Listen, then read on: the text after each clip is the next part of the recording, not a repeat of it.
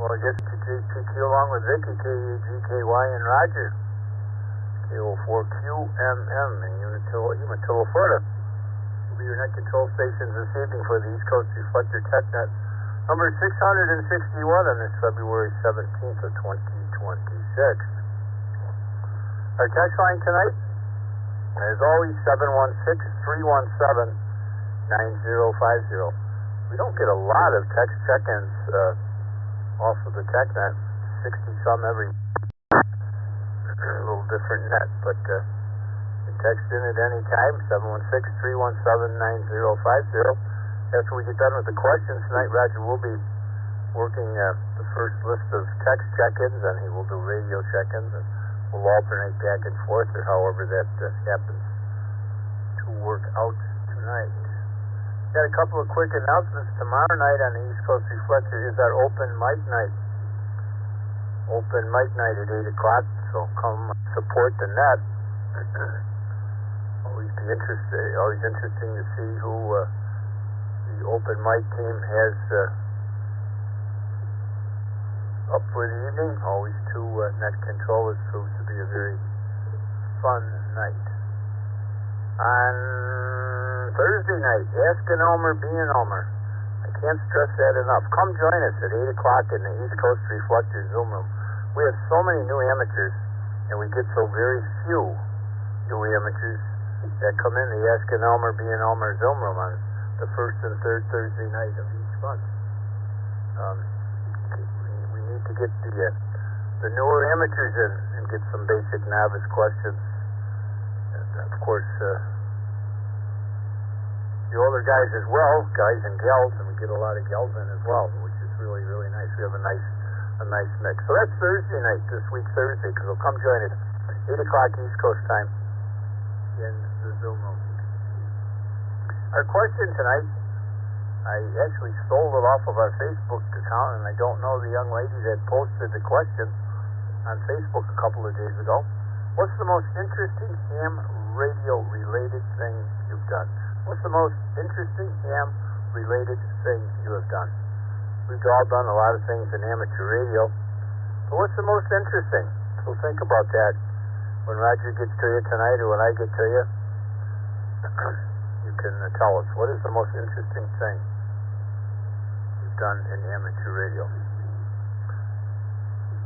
I promised I was not going to. Roger said, don't forget the question. Don't let Charles or Kevin read the question tonight. So I made sure I got the question out of the way. Speaking of Kevin, I'm going to go up to you, my friend, E3BZ, and see what you got on our swap and shop tonight. Good evening, Kevin.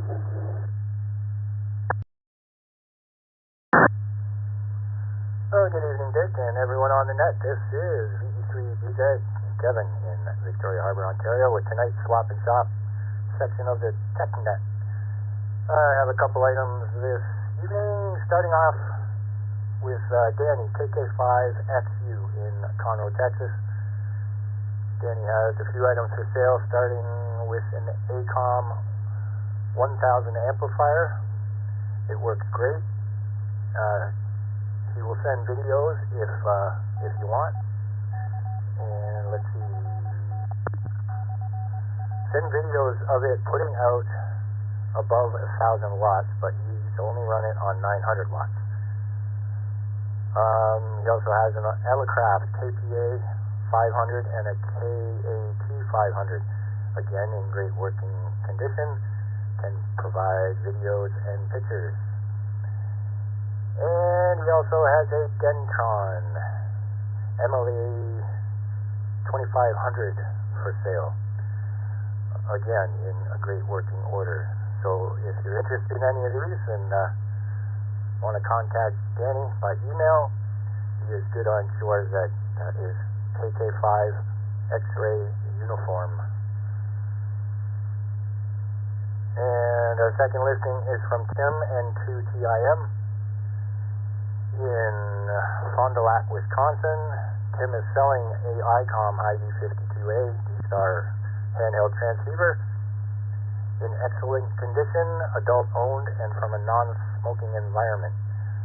Includes the original battery, original charger, belt clip, the stock antenna, and original box and manual, but does not include the SD card. And he's asking $475 plus $25 shipping by UPS ground to the lower 48. And photos are available upon request. And Tim has also bid on QRZ, again, N2TIM. How are we doing for time here?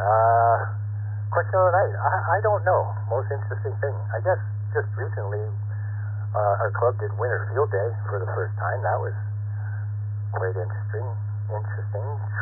Trudging through the snow, putting up antennas in the cold. So that was a new experience. Anyway, back to your Dick, VD3BZ.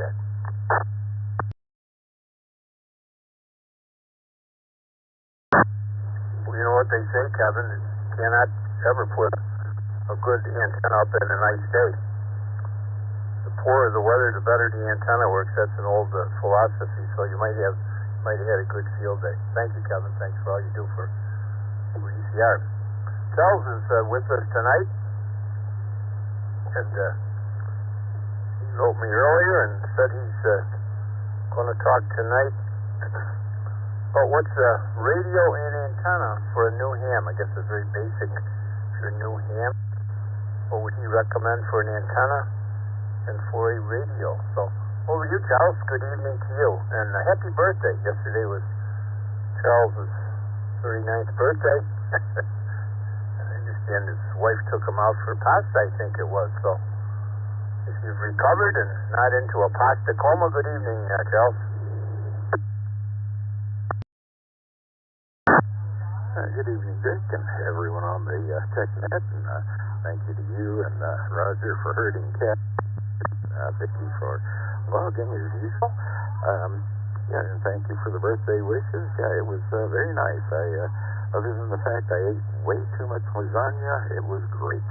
But otherwise, as far as the question is concerned, I had to do some thinking on that because I've done so many interesting things in ham radio, but way back in the middle 90s, I got involved with packet radio, and I had the opportunity to do a little, shall we say, software development. Programming is what we called it back then, on a BBS system for packet radio. And I basically knew nothing about the protocols or anything else, so I had to learn all of that before I could start coding. And it was very interesting, learned a lot of things, and had a lot of fun with it as well. But, yeah, as you mentioned, Dick, I was going to talk a little bit about a good radio and antenna setup for a beginner, if you will.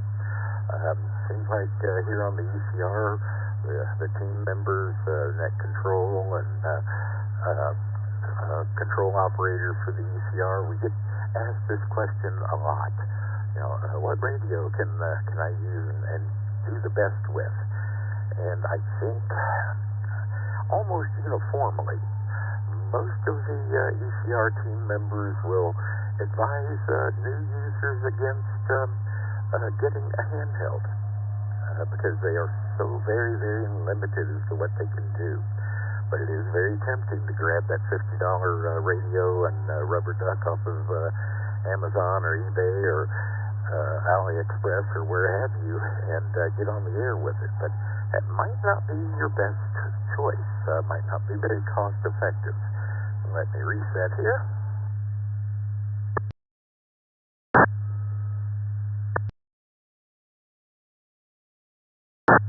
And generally speaking, for not much more than what you would pay for even a Baofeng or one of the lower end HTs like that, you can get a mobile radio, TYT or TYT brand or something of that nature. And I'm talking just straight FM here, not digital.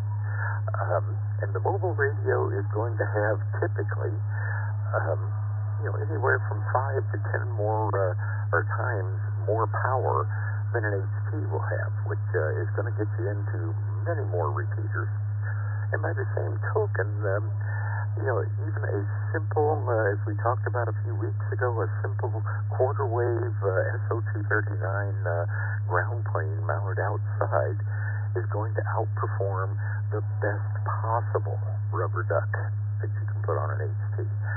And, that might be a better option for you. Of course, you do have to get a power supply at that time, but with one of the TYTs or QYTs that, put out maybe 50 watts total, you can get by with a 10 or 12 amp power supply, which are fairly cheap. If you go to the Ham Fest, if you went to Dayton last year, or if you went to Hamcation just recently, you probably saw a whole bunch of those 10 to 15 watt power supplies for just a few dollars. And that's kind of all you need. And you're going to be much more pleased with the performance of that than you would with an HT. HTs have their point, but I believe it was you, Dick, that I heard one time that HTs are great. HTs are great as long as you can see the antenna of the repeater you're trying to work, and that is absolutely true. You can put an external antenna on and get a little better, but not a whole lot. Let me reset again here.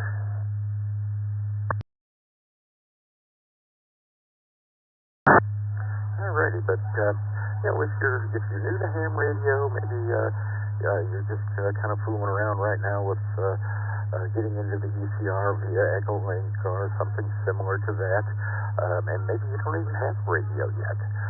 Before you run out and buy that $50 Baofeng, put some thought into getting something a little more capable.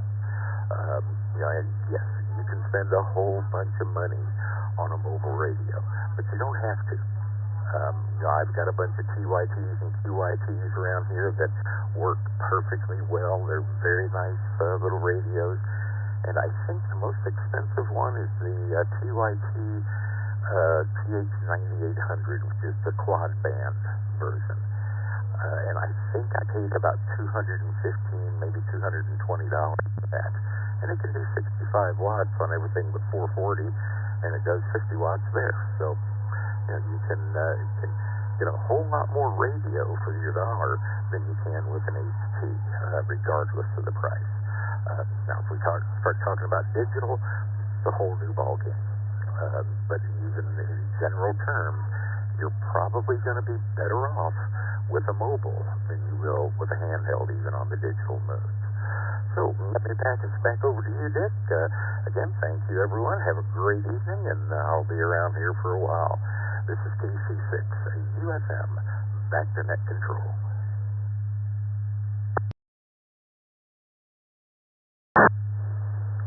Well, as always, Charles, thank you, and boy, do I agree with you. Back in the day, and I've told this story many times, not really a story, but we ended up getting a decent base station for UHF, for VHF, and then if you had some money, you bought a mobile. And then if you really were rich, you bought an HT. And the tables are just turned today in our world with the price of the Baofeng. Everybody starts out with an HT. And you always have to remember, the repeater you're working is running probably 10 times the power that little HT is with that useless rubber duck antenna on, like Charles said. You can push the talk button as hard as you want, but you're only going to scream out a couple of watts versus what the repeater is running. Because we get emails all the time. I hear the repeater just fine, but I don't seem to be getting into it. I'm 15 miles away, first floor of the house, and I can hear it, but I can't get into it. So think about that ratio. Think about what Charles said to the new hams. It's so much better off to buy a 15, 20, 25 watt mobile. Got 125, 30 bucks. You can buy one of those little TYTs or whatever you see them advertising. It works just fine. All right, enough from the soapbox here in Studio 1A tonight. Let's see if we have any stations, hopefully we do, that have amateur radio related questions. So if you have a question that you'd like to pose tonight, call signs twice and slowly, please. 15 past the hour. This is Dick, WBKJPQ. WA7AS in Montgomery, Texas.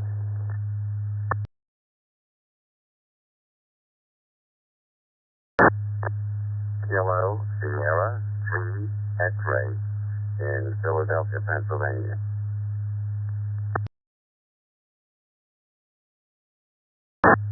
November 7, Alpha Sierra, Texas.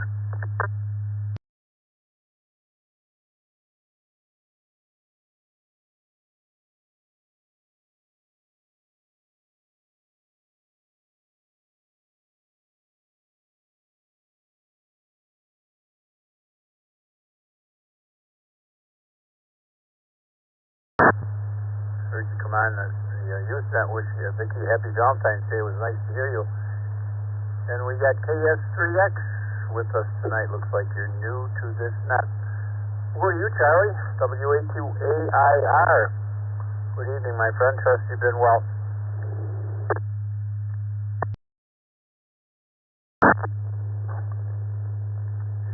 Oh yeah, and then got over the little deal up in Branson, Missouri. Don't know if that never happened to me again. Yeah, Nick, I've asked this question, I think, before, but I hadn't asked it on here. I asked the question on the all-note net on Monday night that I sent that to. And I know someone's gonna come back and tell me, oh, the security is better and all that on ASL. They're gonna tell me that, and they're probably gonna tell me, oh, it's updated, you know, the other one's old. But, my question is, what is the advantage of running ASL3 compared to Android, besides what I mentioned? I have no problem with Android. I do not do the updates on Android. I haven't done updates on Android in years. And my system just Cadillacs right along, all the repeaters Cadillac right along, but somebody tell me the big advantage of running ASL3, Nick. That is my question from WA8RAR.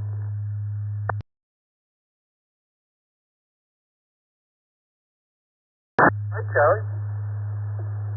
Well, I'm going to see if David's with us tonight. You know, David is Hamboy, but he's also very familiar with ASL3. So, David, are you there tonight? K4FXC, would you like to tackle Charlie's question?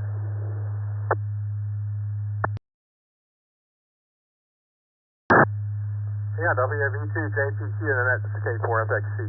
I just got in here, and good to hear you, Charlie. I just heard your question, and the answer is,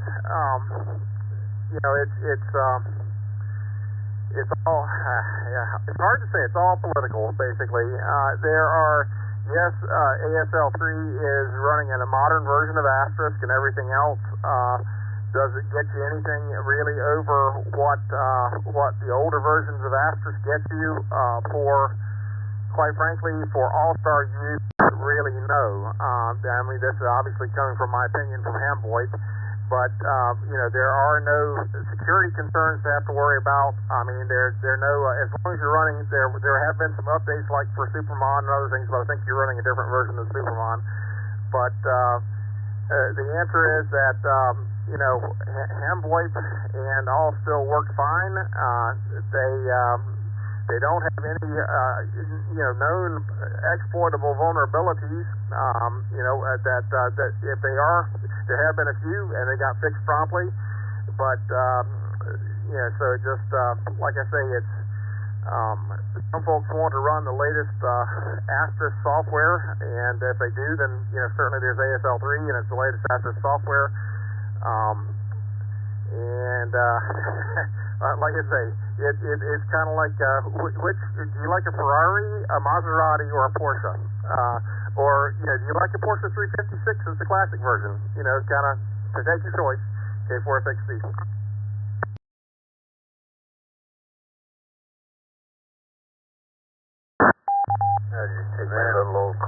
Thank you, David. Kelly, I guess probably as good an explanation as you're going to get.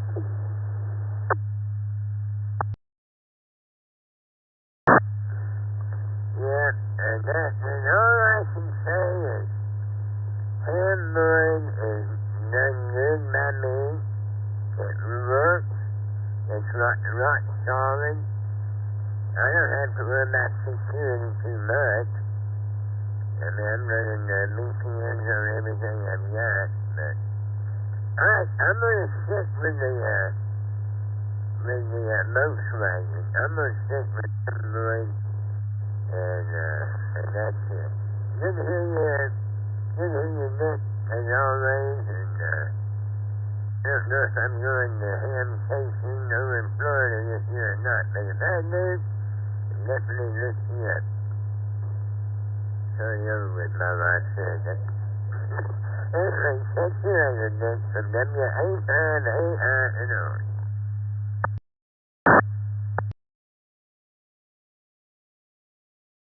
Yep, Temptation was last weekend. I did not go. Some of the team went. We were represented, but we didn't make much last year. We had a great time, all of us, as you well know. You were part of it for the last couple of years with us, and looking forward to hopefully next year. Dayton, I don't know about. I haven't made a decision there on Dayton yet, but thanks, Charlie. Thanks for your question. Thanks, David. I'm sure we'll get back to David as the evening goes on there. Philadelphia, Pennsylvania, KS3X. Good evening.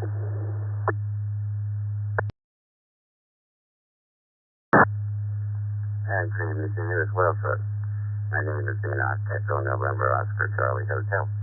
And listening to the comments, and I believe you posed a question about what could the new ham get in today's amateur community when he first looking. Well, I would have agreed wholeheartedly with a comment of somebody who went to that realm earlier, but I don't think it really applies today because I'm in a big city here, and when it comes to the FM repeater situation, it's very limited anymore. We have some big systems here, where there's 15, 20 repeaters that are tied together, but for the most part, they're dormant for a good part of the day, and you could probably get into most of them in HD with 4 or 5 watt output because of the proliferation of the different pickups that they've set up for them. But and I've just gotten into realm with the digital here in the last half a dozen years. I mean, a few years, I don't know how time of that. But simply with as much as a $50 radio, some of it that are on the market, and a hotspot, Zoom, jumbo spotter, Zoom spotter, something of that nature, one that you put together so you can have the world at your fingertips, and with a little bit basic rubber duckies that came on the radio. Now I know that some people have the amateur radio, but my thoughts are you're conversing and making a contact, and you're using the technology that has been probably more than likely developed by amateur radio operator. Just like most of the things that are benefiting our society have been first spread out on amateur radio. Now, of course, I still like HF, but I've seen something happen to HF that I really am not in line with. I think the activity there has diminished considerably. Because I can remember when I go to 40 meters this time of night and you couldn't find a place to talk. In case, we'll have to see how all that goes, but I'm inclined to, steer the new ham in the direction of the technology and be able to enjoy it a little better without having to worry about whether or not he's got enough wattage to put out to make a contact. KS3X.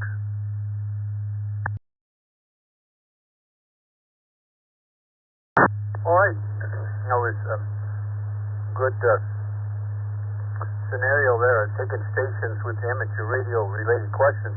Did you have a question to field to the group tonight, or was that just you were just checking in and telling us your thoughts?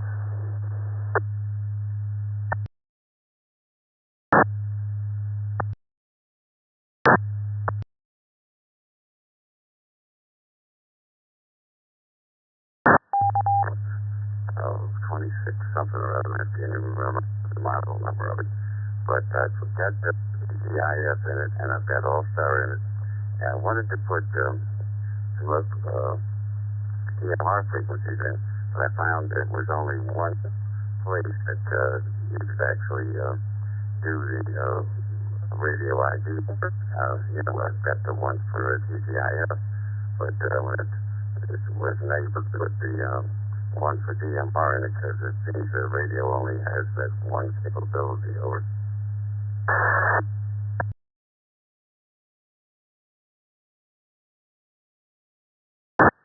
You're saying, Enoch, that is it only an analog in DMR radio? If that's the case, that would be the story. What other digital mode is the radio capable of?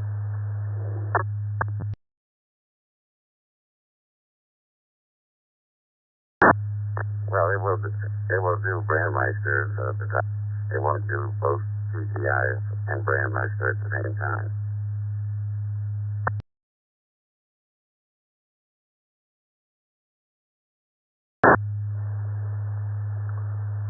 Well, with the DMR ID, that you only need, your personal DMR ID only goes in the radio once for both of those talk groups. Maybe I'm not understanding the question, but you only need, your radio only goes in once per radio.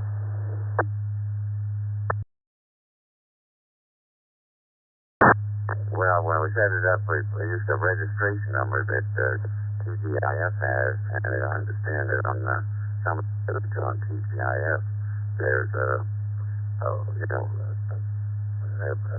from those that without that registration number, you can't operate. It has to go in where you would put the where you would have to put the DMR number there, Roger.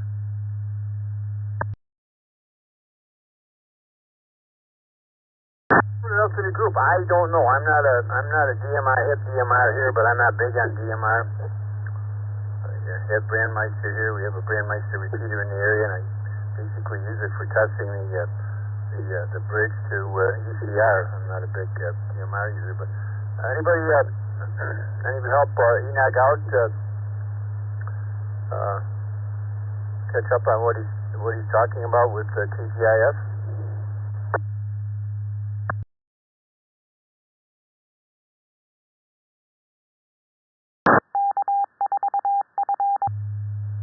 What was the question? KN4EWP.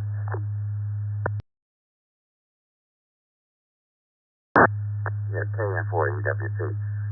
I would like to be able to put some DMR Brandmeister frequencies in this radio in a separate, alignment where now the radio will tell me when I push the function button. Whatever zone I've set up in here, and I've got TIF, and I've got All-Star, and then I have a zone that was created for Brandmeister repeaters, but it will not access it because it does not have the radio ID in setup. And what we did was put the registration for TGF in it, and that would only.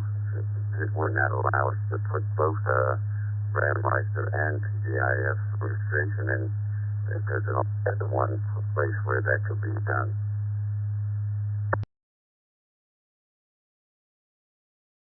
Okay, so from what I'm understanding, you want to be able to access TG Brandmeister off the same hotspot, correct?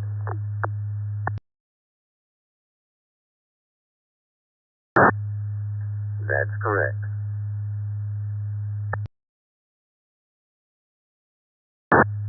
Okay, what I've discovered running on my Pi-Star is that you want to set your MR master to Brandmeister, and then what I had to do was use my TGIF self-care hotspot password, and then that opens up both sides of it.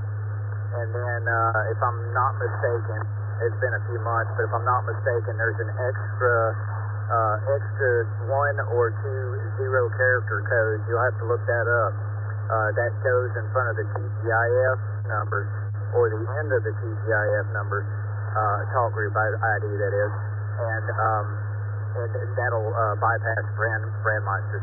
KN4 EFC, I hope that helped, and check in and out. Thank you.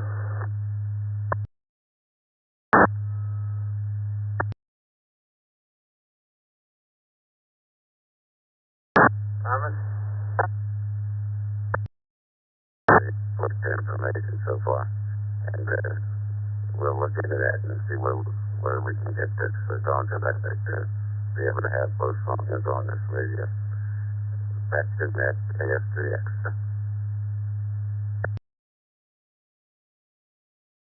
Well, thank you, Thomas. I guess that's the information that we're looking for. Not being a DMR user, I had no idea. So thanks for stopping by.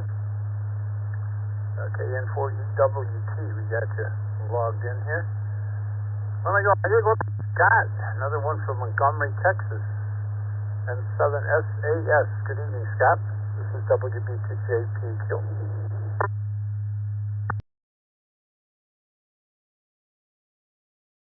Good evening, everyone on the net. Basically, hey, Charlie, happy birthday. Please cumpleaños.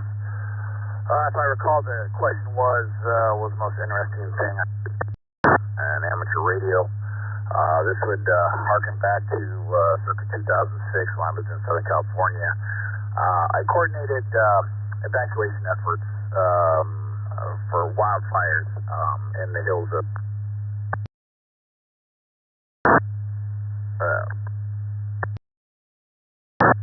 reset. Anyhow.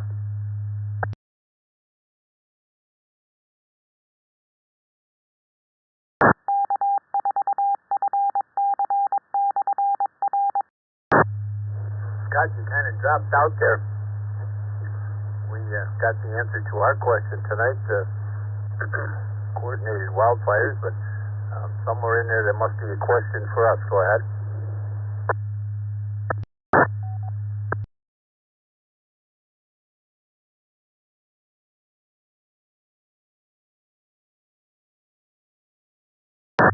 SAS had change battery there. Anyhow, back to net.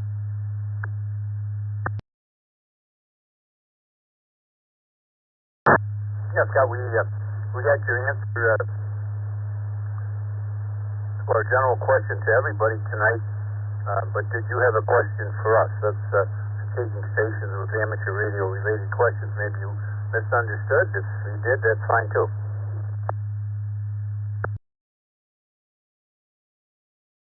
Roger that. Good copy. Multitasking over here. Negative. Nothing. No questions for the net. And 7SS. Well, thank you for sharing. Coordinated wildfires. That's probably in southern land somewhere. Who else has got an amateur radio related question? Please give us your call sign twice. Once again, this is Dick, WB2JPQ.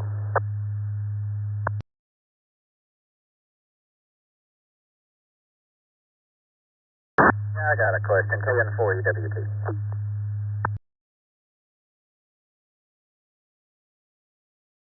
Right, Thomas, we already got you the log.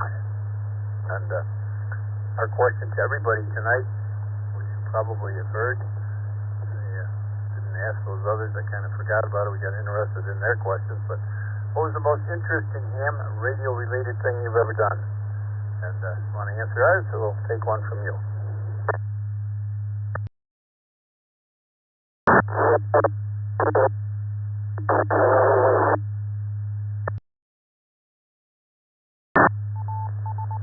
that was not me. The most interesting thing I've done in ham radio, I really enjoy, I'm in love with All-Star, but I really enjoy SATCOM, which ties into my question. I've been doing some research on getting the telemetry from the birds, and it's kind of confusing to me because so far I found 8 different programs, different daggum birds, and I'm just curious, there's a Mix 32, I think is the name of the program out there. It's an older ham program that does packet decoding and stuff, and I'm just curious, like, is there an all-in-one telemetry grabber to submit to AMSAT and stuff, or do I really have to just learn all of the different programs for the different types of sets? Because that seems a little cumbersome.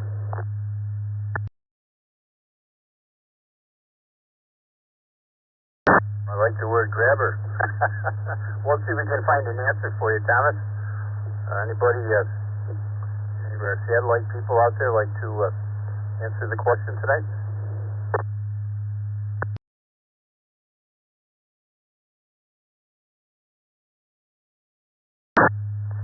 N5 mobile.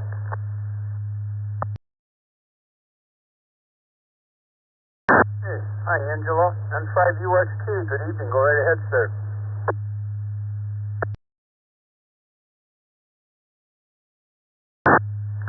Good evening, Dick, to you and everybody on the net. Yeah, I think his question was if he was looking for a particular satellite application that does just about everything. Unfortunately, that's not going to be easy to find. When it comes to telemetry, if you're looking for the actual tracking telemetry, AMSAT and NASA have both sites to where you can get that telemetry all the time, and it's automatically downloaded on a lot of the major programs. But if you have one of the older ones, which sounds like what you may have, you might have to download it and put it in a certain file and just have it read it. But a lot of the digital modes require that you run the satellite program and then run also the telemetry or the digital mode that you're trying to run at the same time. I'm not aware of anything specific that strictly covers everything. Back to you, Dick, N5UXT Mobile. Have an SAS comment. To hear, but was that of any help to you?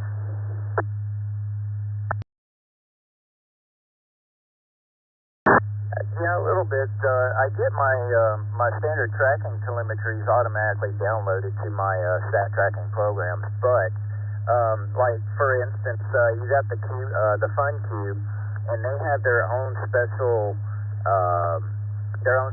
program, and when you receive what's called the telemetry down to your computer, it shows you all kinds of neat stuff. It shows you all the temperatures of the satellite and all that stuff. However, you can also take the information that you gather from the satellites and submit it to AMSAT for certificates and things like that too. So, but yeah, that did help some. I was afraid that would be the case. KN4EWT. KQ4UK might have a bit of information on tracking the satellites.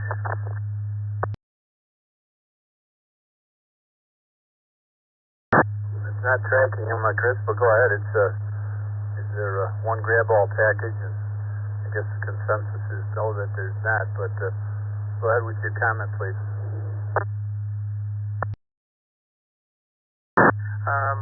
I'm pretty sure by now everybody's familiar with Open Ham Clock, and it's got some pretty cool options under the settings for satellite and satellite tracking, and so I just thought I might just add that in there.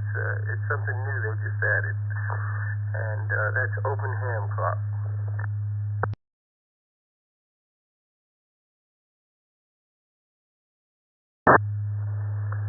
know there's been talk about that in the Zoom room. I think that's the program Roger downloaded, if I'm not mistaken. Looking for him to shake his head, but he's not. I think that's the right program. Thumbs up, it is. So, thanks, Chris. And thank you, Angelo, and thanks, Thomas, for the question. Moving on, anybody else? Stations with amateur radio-related questions. 40 past the hour, this is Dick. WBTJ-PQ, call sign choice. We'll get you in here. Kilo 8 Uniform Fox Mike, KUFM. Just an add to the previous satellite questions.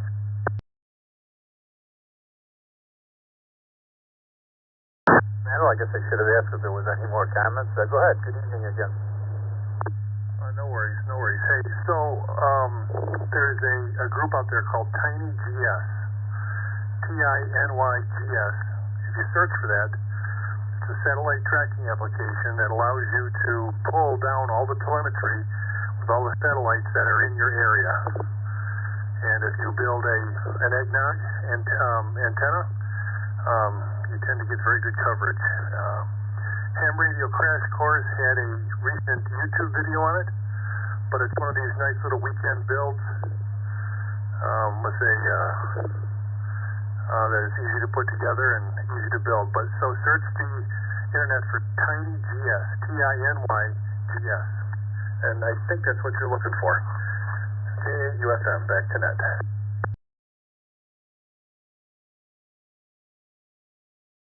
Thanks, I'll look into that. Hey, posted that in the Zoom room. I saw they come up, and I didn't know what that.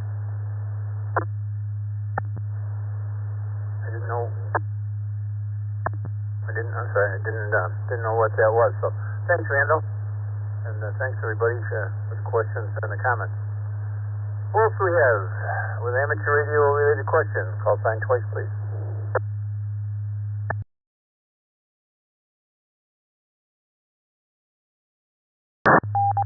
KF8 FSO, KF8 FSO.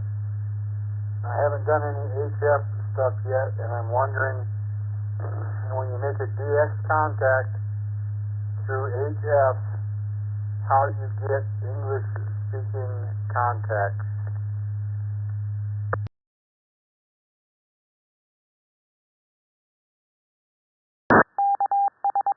Well, I guess they could be smart and say only talk to English stations. And if you speak another language, you're going to be kind of dead in the water. Looks like that Chad from Lincoln Park, Michigan, KF8 FSO. I guess if you can't understand them, you can't very well work them.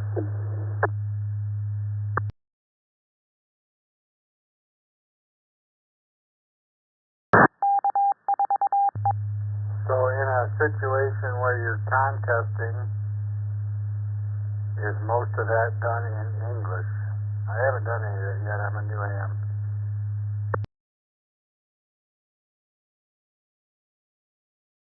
Well, yes, it would be, and if you speak other languages. But yes, it would be done in English. I mean, there's no way to translate from one language to another. So, yep, you would have to work stations speaking English.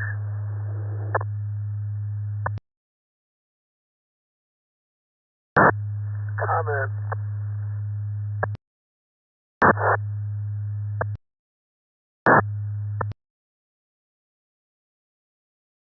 Right, Angela.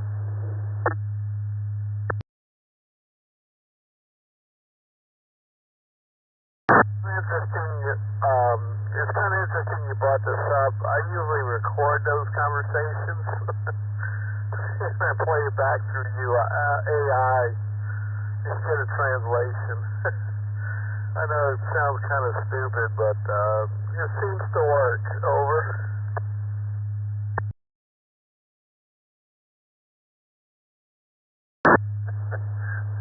There you go. 599 everywhere, right? Thanks, Angela. I think to the Lincoln Park station, you want to stick to, especially if you're just getting your feet wet, stick to English speaking stations. we get stations coming in on the East Coast Reflector every once in a while, speaking a foreign language. We politely tell them that this is an English-speaking reflector. We don't know what they're saying. They could be swearing, and we're responsible for what goes around. So we merely tell them this is an English-speaking reflector. And, if it's Spanish or something, they need to go to a Spanish-speaking reflector. But maybe you stick with that, you won't go wrong. So thanks for your question, and welcome to Amateur Radio. Would you like to, well, I don't know, answer our question, being a new ham, I don't know if you could, Chad, but what's the most interesting ham-related thing that you've done? What's the most interesting ham-related thing that you've done so far in your amateur radio career?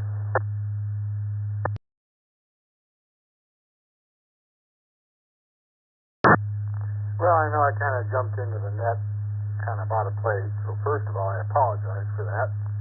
I just happened to turn it back on while I was watching something on TV here. I think the thing that kind of got me excited the most was my first simplex contact, and I know that isn't a whole lot, but and there's a lot more out there, but the other night I was listening in on a net and taking part of it, and there was people from Japan and England and Australia, and I just thought that was pretty neat to be able to. People from around the world with like interest, I thought that was pretty neat. So I got my tech in December, and I got my general last month, and like I said, I haven't started any of the ham stuff yet, and I'm using the Echo Link right now, and I think my most current happy part is this Echo. I found this is really helpful. I still like using the radio, but the radio's out in the truck and I'm in a nice warm house. So I'm learning and it's fun. And again, sorry for kind of interrupting out of place. KF8FSO. Oh, man. For questions, and you came right in. I see you're using Echo Link on the GM repeater in Detroit, and that's not always connected to the East Coast Reflector. So if you connect to ECR 9050, ECR 9050 is our gateway for the East Coast Reflector. So you can always connect to ECR 9050 on Echo Link, and you'll be into the East Coast Reflector. Thanks, sir. We got 48 past the hour, and this is Dick, WB2JPQ stations with amateur radio related questions. Call signs twice. WB3EGD with a comment on the English speaking. WB3EGD. WB3EGT, that's Richard. Yes, sir. Good evening.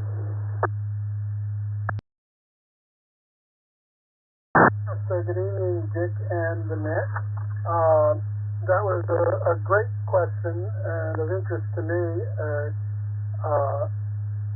And I understand your position. I didn't catch your name. I think it was KF8FSA, if I got the call sign correctly. But you did mention working DX, so you haven't been on HF yet.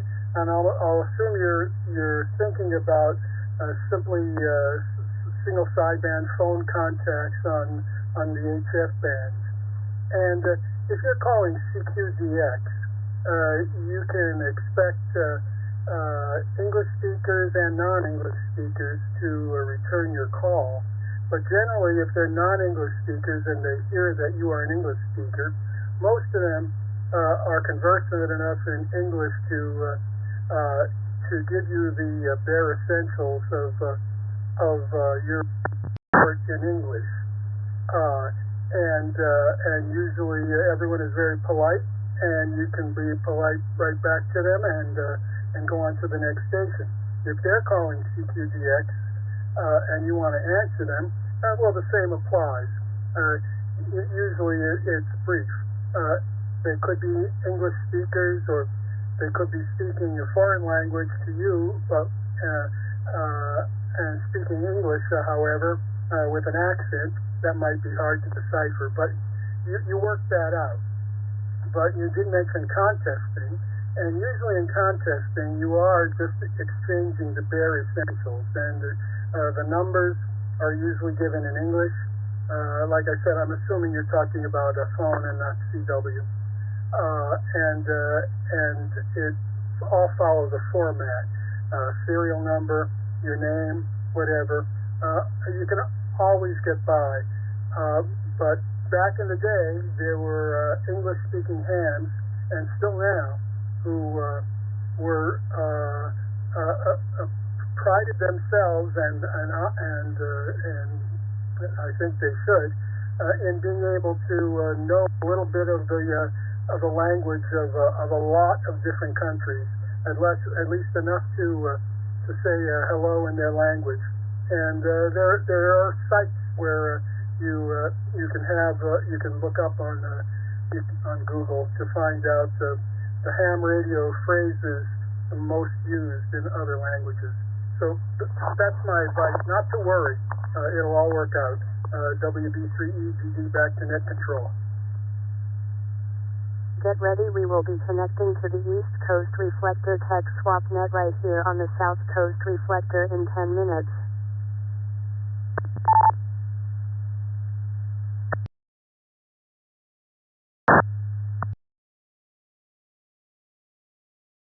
Looks like Charlie might have an announcement coming out the wrong port or something. That's a good point, Richard. I did not think about that, but yeah, that's a very, very, very good point. Many know enough English to exchange 599 or whatever the necessary credentials are. That's a good point. I did not think of that. Excellent. I'm glad you brought that up. And Richard, while I got you, why don't you answer our question tonight? What's the most interesting related thing you've done in amateur radio?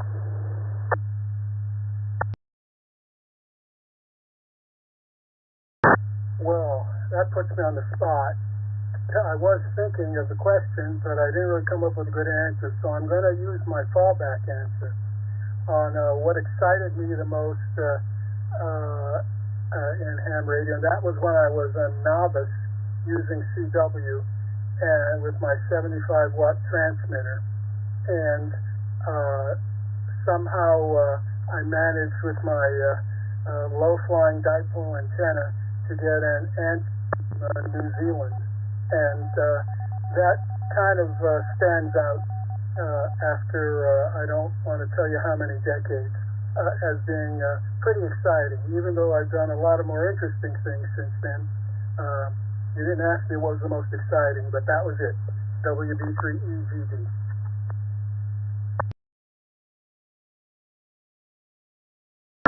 Well, I think you're right on there as well, Richard. Back in the early days where we had one crystal, I think I had two. I think I had two 40-meter crystals. Just think about that, guys. No VFOs. One or two crystals to transmit on. We're stuck on a frequency. Thanks, Richard. We'll take another question if we got it here till the top of the hour, and I'm going to send it over to Roger for general check-ins. So we'll take one more question. Who would that like to be tonight? This is Dick, WB2JPQ.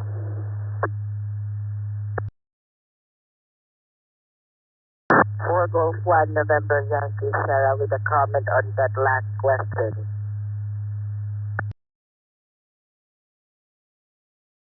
Rizo from the Philippines. Good evening, Stephen.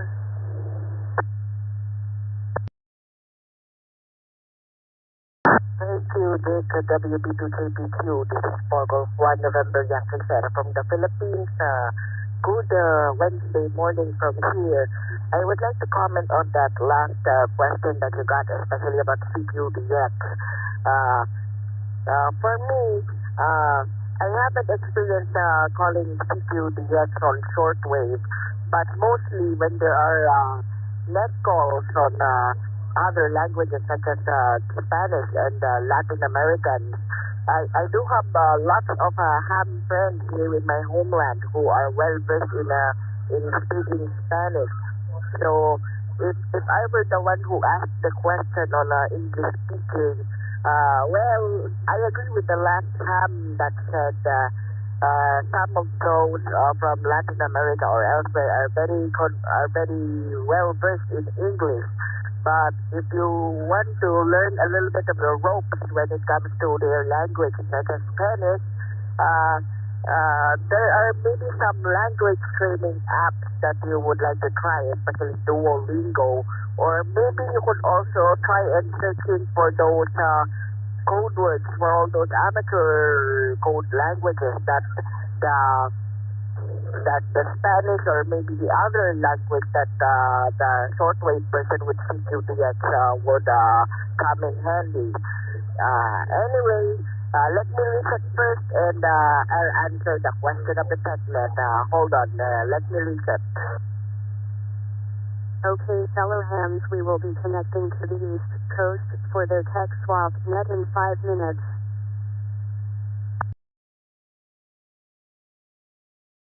Okay, 431 NYS returning. Anyway, to answer your question, the most exciting thing that I have ever done as a ham is participating on the Jamboree on the air and Jamboree on the internet as a Boy Scout, and also operating an HF unit on shortwave 40 meters.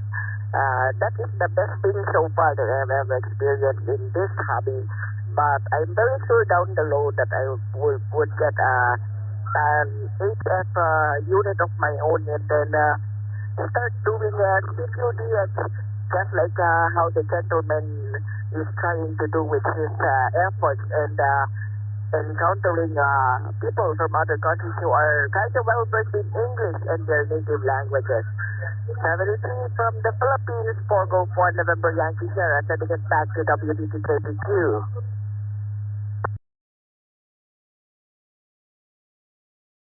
Thanks for your comments, Stephen. It's zero packet loss tonight.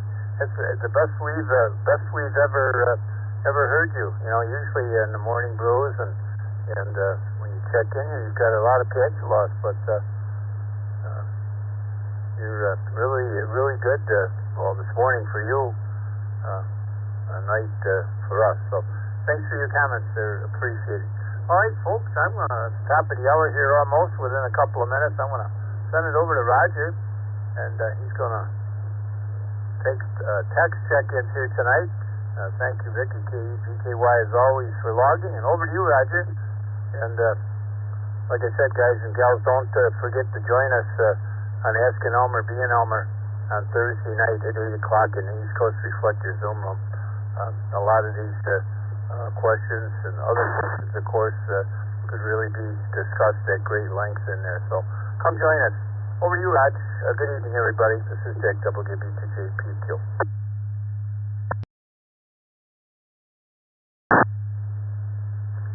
Well, thank you, Dick, and this is Roger, KO4QMM in Central Florida, for the rest of the evening.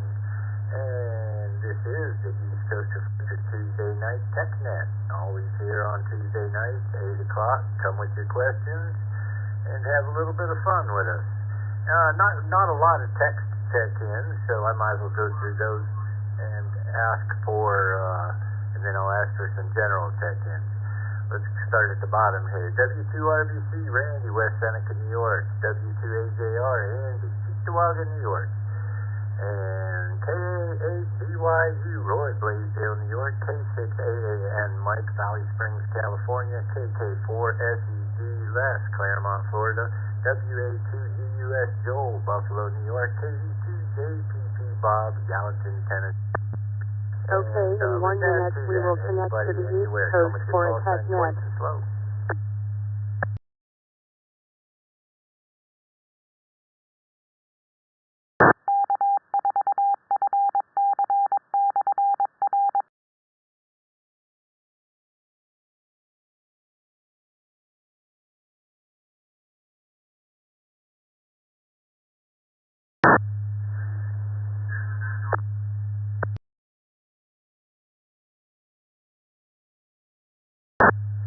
Alright, let me go to the top of the list here. KD2JPP, Bob, Gallatin, Tennessee.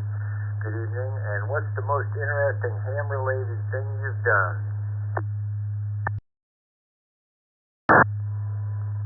Good evening, Roger and Vicki and Dick and everybody else on the net.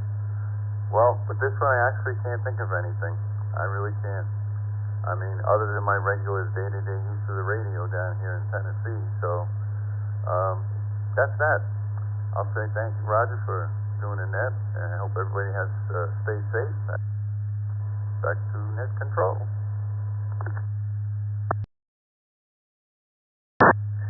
Thanks, Bob, for joining us, as you always do, and have a good evening. Let's move on to Joel, Buffalo, New York. WA2UUS. Good evening, Joel. Hey, Roger, and everyone else on the net. Answer to the question tonight, I guess. More recently, an interesting development, the Ronnie Radio Association of Western New York, ham clubs here. I belong to schedules in the summer, usually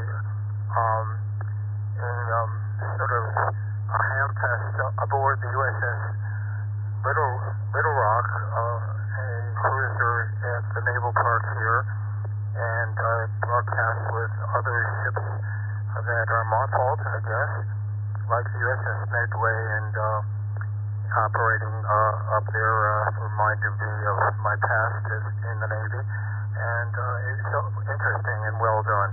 I won't keep anyone by talking. I wish everyone a nice week ahead. Be well and be safe. Thank you, Roger and Vicki.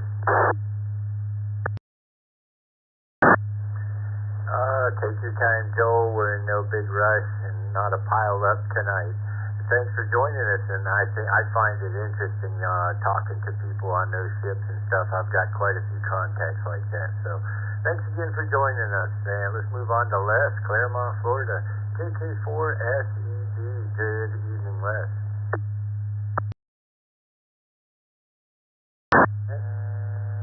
Les here in Claremont.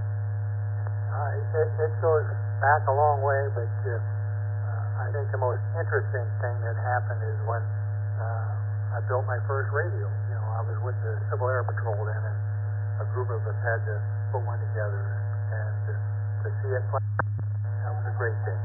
KK4SED, back to net.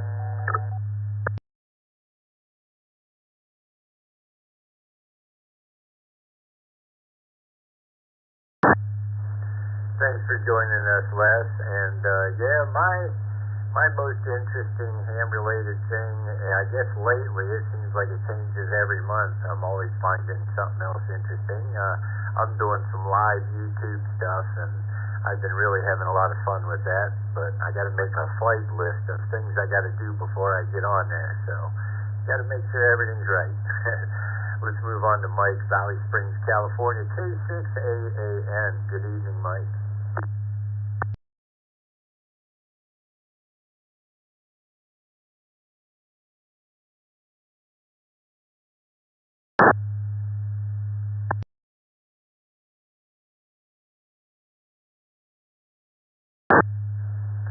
Are you there, Mike? K6AAN.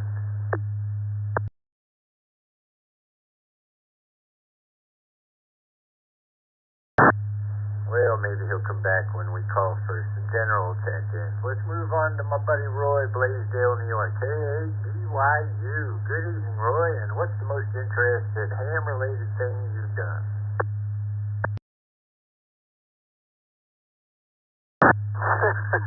Good evening, everybody. KABYU. Well, there's been a lot of different things, and I guess there's a lot of us that are Civil Air Patrol alumni on here as well. I'm one, and that was fun, 25 years. The TSO I had with Owen Garriott on the space shuttle, which I had on tape, cassette tape. It was another, and working in the Tornadoes Net aftermath in Niles and Newton Falls in Ohio in '85. So I've done a bunch of interesting things over 48 years in amateur radio, and I don't think I'm going to stop anytime soon. Back to you.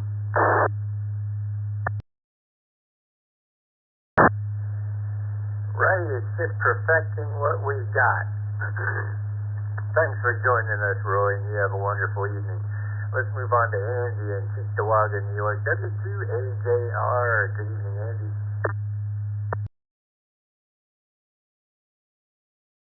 Everybody on the net. The most interesting was also the most exciting. I made a contact through the International Space Station as a maritime mobile off the coast of Maine on a sailboat. It was in the evening, and everyone on deck could actually see the International Space Station with the naked eye. So as it passed, I made a contact through the repeater, and everybody on board was mightily impressed, me included. 7-3, everybody. Have a great week. Back to you, Rob.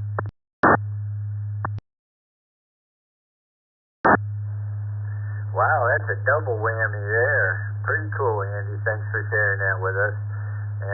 Anybody that's going to be coming up here with the general check-ins and the mobiles and stuff, think about that. Think about what the most related thing you've done. It's not too hard. There's a lot of fun things out there we've done. Let's move on to my buddy Randy, West Seneca, New York, W2RBC. Good evening, Randy. Good evening, Roger, Dick, Vicky, and everyone on the TechNet. I think that doing HFDXing has been the most interesting part of ham radio for me. Contacting hams around the world is a lot of fun. Back to Net Control, 73 to all, W2RBC. I agree, Randy. That comes with it, you know. And like they were saying, even the DXpeditions and stuff like that, all they need to know is 5973, your call sign, and that's it. They put it into QRZ, and you get a confirmation. So, yeah, they usually know enough of that, and they'll surprise you on how much English they can speak. And I've heard net controllers speak 3 different languages, so you never know. Thanks, Randy. Let's move on to Brian. Corfu, New York, KE2FBT. Good evening, Brian. What's the most interesting ham-related thing you've done?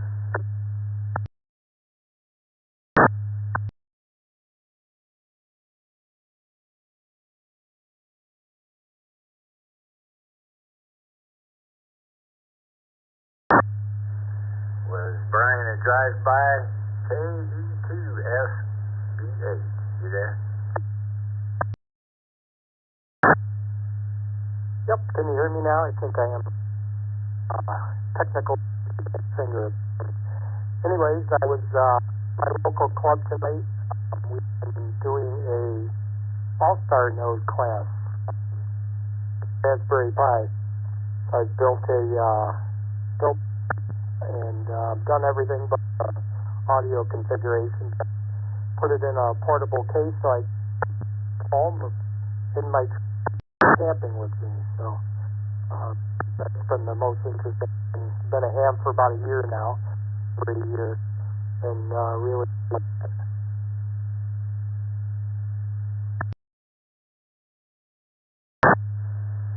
We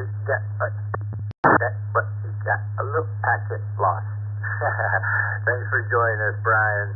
To Jet 6 KE2FBT. All right, that's the end of the text check-ins. Let's get some mobile and general check-ins come in and answer our question of the evening. This is KO4QMM in Central Florida. You're listening to the East Coast Reflector Tuesday Night Tech Net. Tell me your call sign, twice and slow.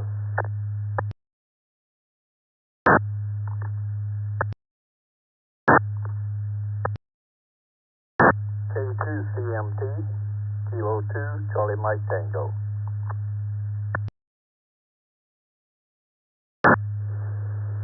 HD4BR, Alpha Charlie 4, Bravo Romeo. M2B8, M2B8.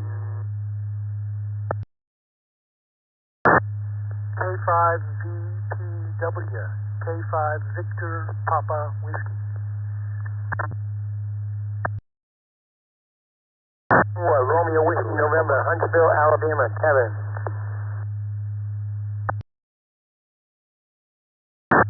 Zulu Sierra THA Charlie, Zulu Sierra THA Charlie. November, Echo Whiskey, Mike.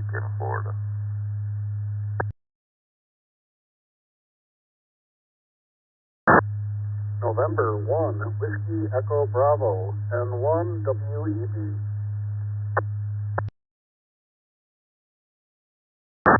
KK4HAZ, Kilo 4, Hotel Alpha Zulu.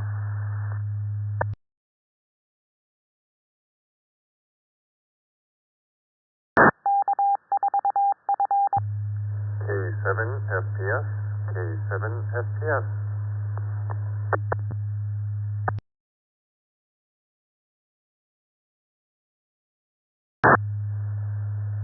Alright, now we're getting somewhere.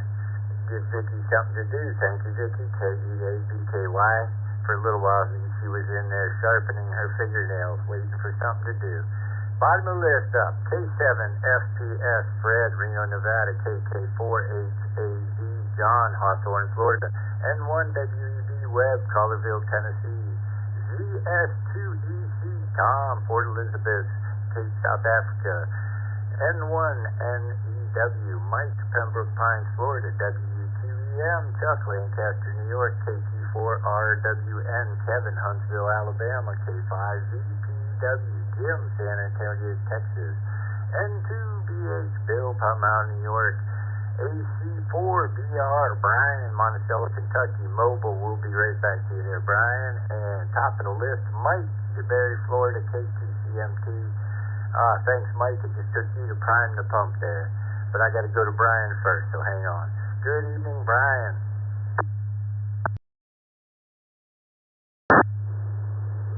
Good evening, Roger, and everybody on the net. Yeah, I'm mobile. I'm actually using my phone because wasn't sure how good the signal back to the repeater would be. As far as most interesting thing I've done, I'm not sure yet. I'm still pretty green, so haven't got into anything too big yet. But as of late, I guess I was setting up a new SL3 node and tail scale to basically make a secure connection from my phone back to the node across the internet. That way I can get on and do stuff without having to get on a computer. Of course, the only downside is if you already run a VPN, sometimes you have to manually switch it because it doesn't remember how to do so. But handy still, though. Anyway, I'll turn back to you, Roger, and I appreciate the quick check in there. AC4BR. Have a good evening.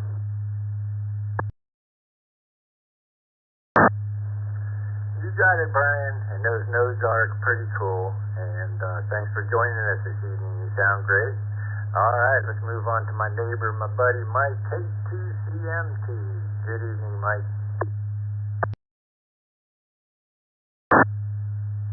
Good evening, Roger.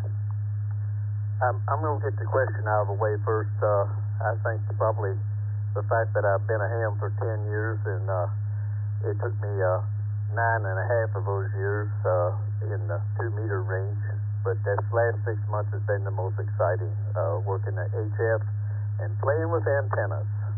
So you have a good evening, and get on down the line there and take care of some of these other folks. This is K2CMT.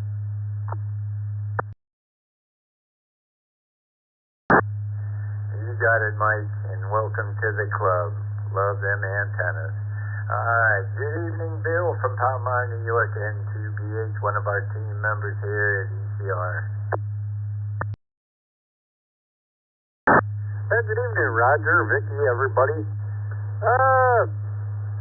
I guess the most interesting thing is the few short years I've been here on ham radio and not really knowing a lot when I started out was becoming a part of the team here, becoming a logger and net controller and talking to people all over the country and the world and helping them start their mornings. And to be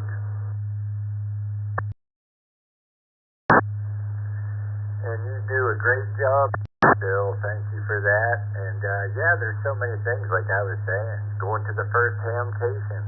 That was one of the most interesting things. You know, buying my first radio, the best, you know, the 7610.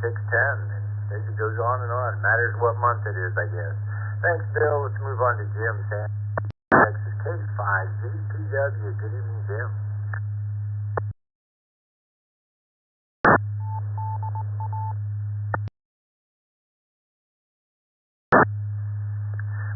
in 1968, there was an Army Mars station about 2 miles from me here in San Antonio at Fort Sam Houston. The station was a Collins S-line with a full-blown amplifier tied to a rotatable HF log periodic antenna up about 50 feet. A wonderful classic station. The communications people at the Mars station wanted ham operators to run overseas phone patches to the. This, of course, was long before the internet allowed people to communicate anywhere in the world for free. I received my ham license in 1968 and was against the war. However, I wanted to support our troops. Running these patches was a way to do it. I had to listen to the calls to switch between transmit and receive on the San Antonio end. The calls were very touching, and all the wives, mothers, and fathers of our troops were happy to hear from their husbands and sons. It was a very good and gratifying experience for me. Plus, when the bands were not open to the west, the Mars operators let me use the Collins S-line and the ham HF frequencies. Very, very cool. This was my best ham experience, one of many that I've had over the years. Sympathies to everyone. Back to net control. K5VPWGM in San Antonio.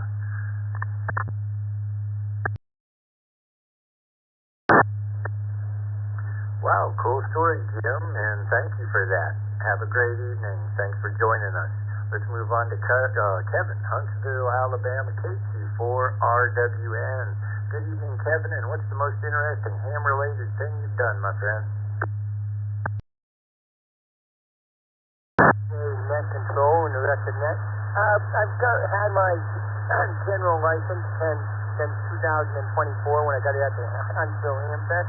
Nothing really too dramatic. I just my HF 73 Icon 7300, and I have a TYT 9800 mobile in the house at a base station, and really haven't done too much. I'm still trying to. I'm using a V5RV mini antenna and an inverted V about 35 feet up. So right now I'm just trying to get everything organized and find a room in the house and get everything put together. So nothing really too major.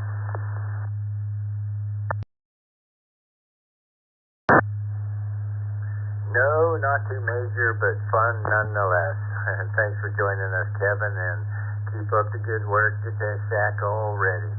Let's move on to my buddy Chuck here, Lancaster, New York, W2EM, down here in Central Florida, enjoying this wonderful weather. Good evening, Chuck.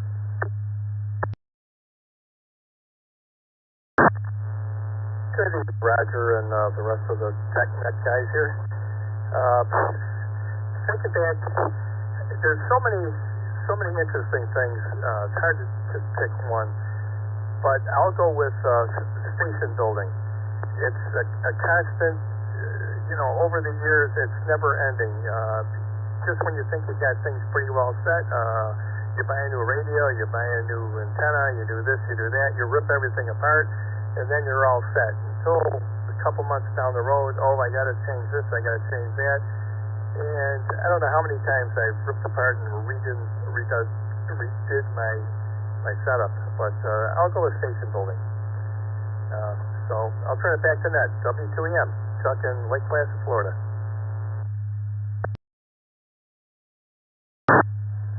Oh yeah, I gotta agree. And when you get a new monitor, that's always interesting too. Which when I started this live YouTube thing, I noticed. I was like, one more monitor. It never ends. Thanks for joining us, Chuck. Have a great evening. This is KO4QMM. You're listening to the East Coast Reflector Tuesday Night Tech Net. Check out eastcoastreflector.com. You'll see what I'm talking about. Let's move on to Mike, Pembroke Pines, Florida, N1NEW. Good evening, Mike.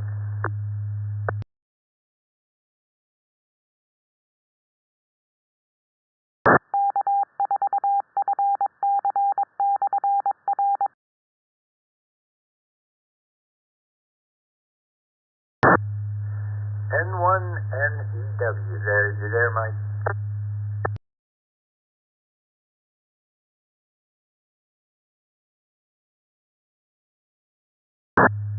Might have had a pizza delivery. Let's move on to Tom in South Africa, ZS2EC.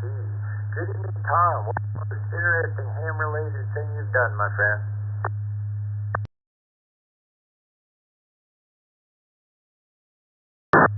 Good morning, Roger. Loading my first flight deck antenna myself for 40 meters. That was an interesting thing I've had in my 30 years or 35 years of being ham, and that was an interesting thing that I did. Back to you there, Roger.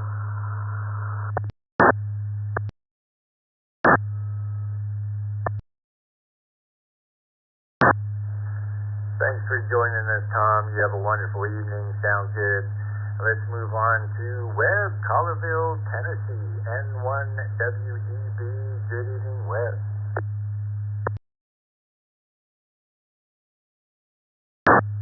Well, thank you, Roger, and thank you, Vicki, for logging. Boy, what a great bunch of questions tonight, and a lot of great answers, too. Put me down for setting up for winter field day, or even summer field day. So setting up for field day, I just enjoy setting up the antennas and getting everything set up while you're outdoors in a camper or wherever you are in a tent. It's just a lot of fun, and so I'll stick with that. N1 WEB, back to the net.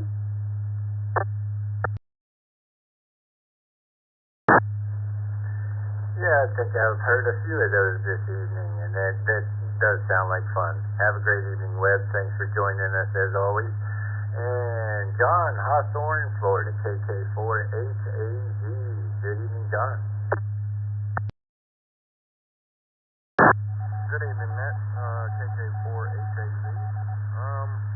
I'm debating whether between building a 2-meter antenna, which I did a while ago, or something that I've recently done, which was acquired my old call sign. I finally got my old call sign back because I let it run out. Got my first one in 2012. So in 2022, it was expired. And of course, they give you the 2-year grace period, and I missed that by like 2 months. But anyway, so I retested, got my call sign, and then just the other day applied for vanity and was able to get it. So that's my story for the night. I appreciate it. Thanks, Roger, for doing the net. Y'all have a good night. KK4HAZ.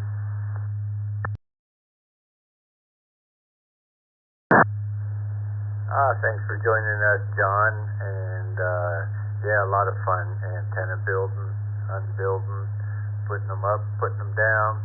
I was going to tell Tom in South Africa there that I was telling Dick that one of the things I did that was interesting once is I did split 20-40, 20-meter, 40-meter split. And I did that with a guy from Italy that a lot of people know, and it's pretty wild. I haven't done that since. So last on the list here, and then we can get some more calls in. Fred, Reno, Nevada, K7FPS. Good evening, Fred. What's the most interesting ham-related thing you've done, my friend?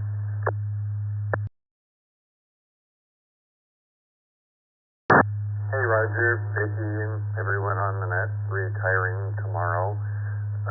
Discovering ECR. I picked up UV5R at a particular show that was happening here in Reno, and plugged in a bunch of frequencies into it, scanning, and I discovered the ECR. And I'm a relatively new ham, 2.5-ish years, so everything's fun and interesting for me. K7FPS, back to you, Roger.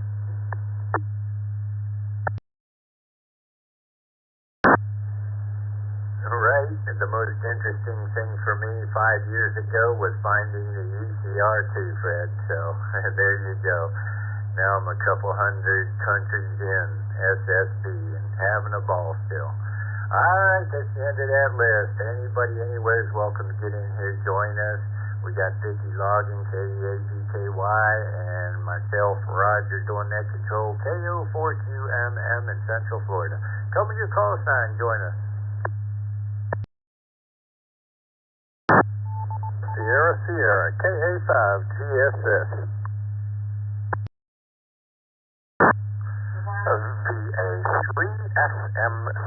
VA3SMC.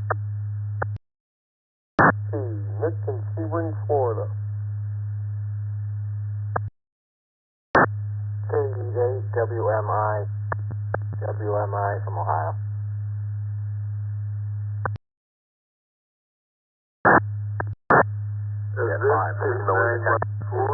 LLT, breaking Houston Yankee 4, Delta X-ray, Bertrand.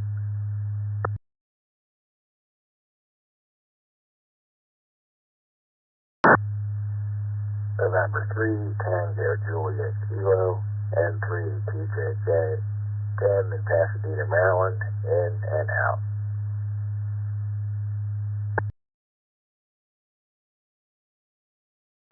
Kilo India 4, Romeo Alpha Yankee, KI4RAY, Ray in La Follette, Tennessee.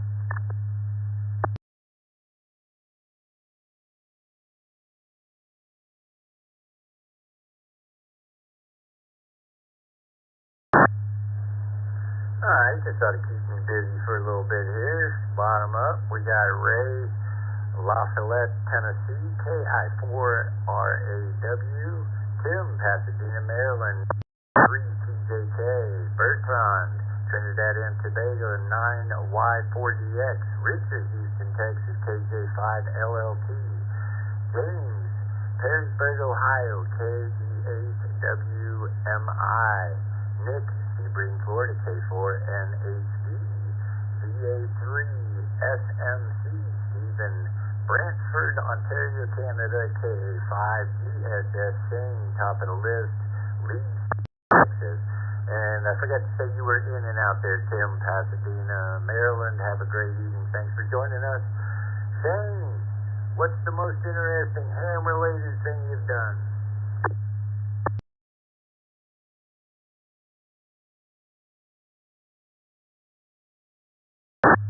Good afternoon, everybody. This is KA5GSS, Shane in Leeds City. I'd say the most interesting thing I've done is build antennas. That's the most intriguing part of it for me, and I enjoy it thoroughly. Nothing better than taking a piece of wire and building balance and stop antennas. You just don't get no better than that for me. Everybody have a great afternoon. KA5GSS, back to net control. 7-3, everybody.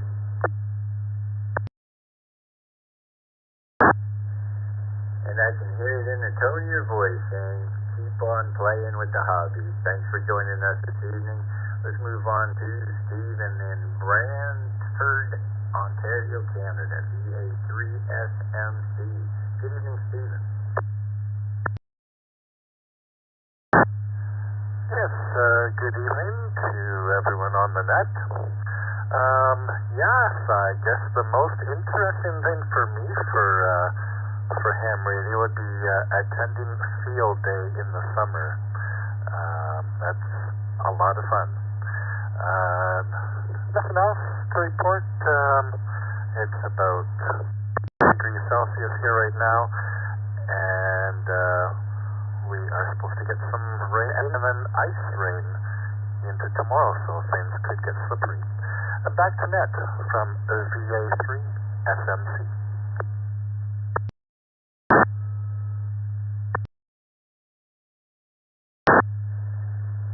Yeah, February in Canada, I can believe that. And put another field day down on the list there. Yes, they do seem to be fun. Thanks for joining us, Stephen. Have a good day and be safe up there on that ice. Nick, Sebring, Florida, K4NHD. Good evening.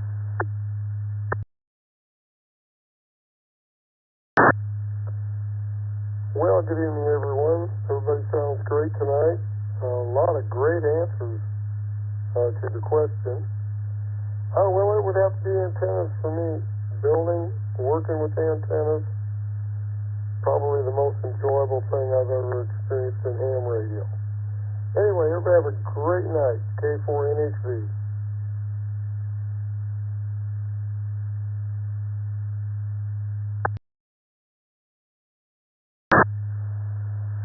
You have a good evening too there, Nick, and put them windows down. Enjoy that evening. The antennas in field day and nodes seems like to be the most popular. I'm guessing. I'm not really looking at their list there. Let's move on to James, Perrysburg, Ohio, KE8WMI. Good evening, James.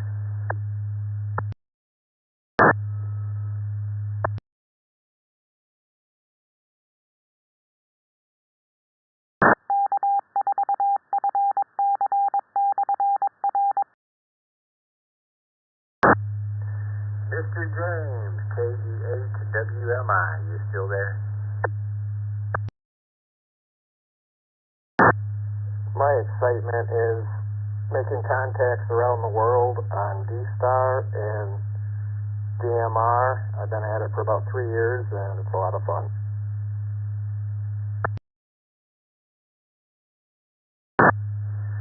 Great hobby. So many venues out there to enjoy. Thanks, James. You have a wonderful evening. KJ5LLT, Richard, Houston, Texas. Good evening, Richard.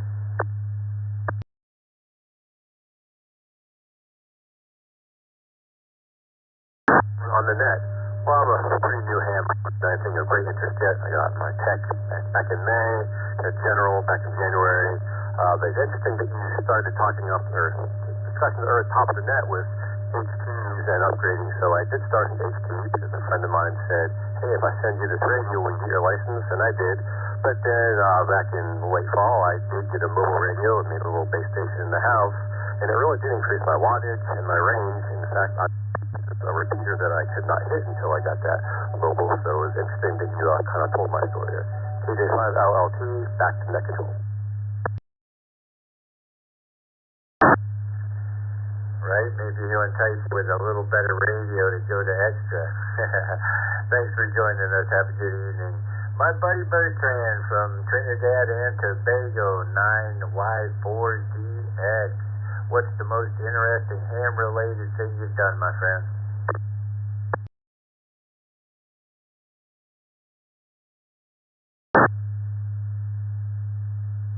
Well, pleasant evening to you, Net Control. KO4QMM. Roger. This is 9Y4DX, Bertrand, and my location, Trinidad and Tobago in the Caribbean. Let me extend a pleasant evening as well to all of the stations on the East Coast Reflector Tech Net this evening. I hope everyone is doing well and keeping warm. Well, talking about warm, the temperature here in Trinidad and Tobago is just around 79 degrees. Right? We're going down to around 75 later on this evening. Well, for me, Roger, the very first antenna I built after completing the course, and my tutor said, it is easy to receive. You just put up a piece of wire and you can receive. But can you transmit? And when I built that first antenna, I was able to transmit, and I spoke to him and many others. It was just an omnidirectional ground plane, and it worked. So I felt so good. Well, that's it from me. Back to net control, Roger. KO4QMM. This is 9Y4DX.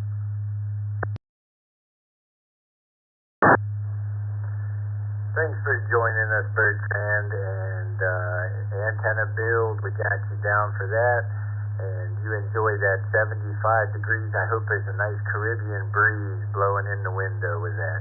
Sounds nice. And the bottom of the list again, La Salette, Tennessee, KI4RAY. Good evening, Ray.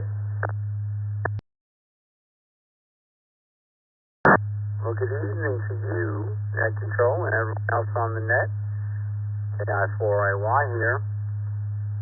Only been in ham for a little over a year. Got the tech and general on the same day, December 24th, 24. So I'm ready to Christmas ham. Haha. But I guess the most interesting and challenging thing for me was setting up a 203-foot NSED random wire and getting on 160 meters and making contact on that really long wavelength. Back to net.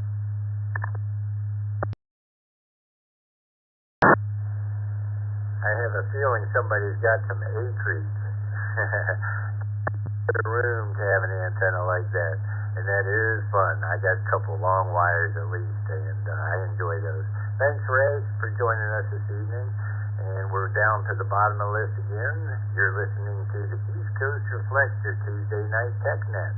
Here every Tuesday night at 8 o'clock. Answer your ham radio questions, and have a little bit of fun answering question of the evening. And this is KO4QMM Roger in Central Florida. Anybody anywhere like to get in on the list, and we're probably getting close to the end. Come on your call sign. Next control, please recognize Kilo Echo 4. In and out. Kilo Echo 4, Zulu Yankee Quebec, still in Clinton Township, Michigan. Whiskey 8, Lima Foxtrot Alpha. Kilo 6, Golf Bravo Zulu, A6 GBZ, in and out.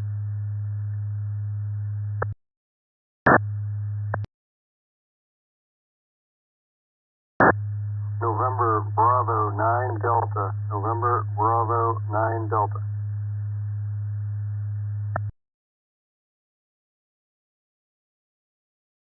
A4 FXT, Kilo 4 Foxtrot X-Ray Charlie.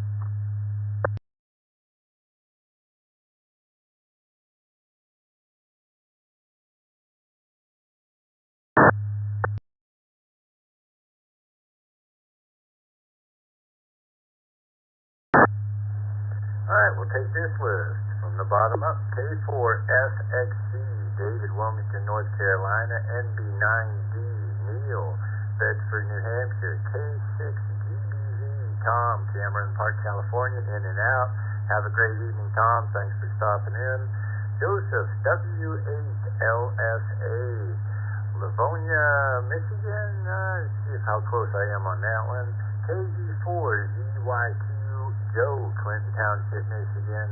And good evening, Joe. What was the most interesting ham-related thing you've done?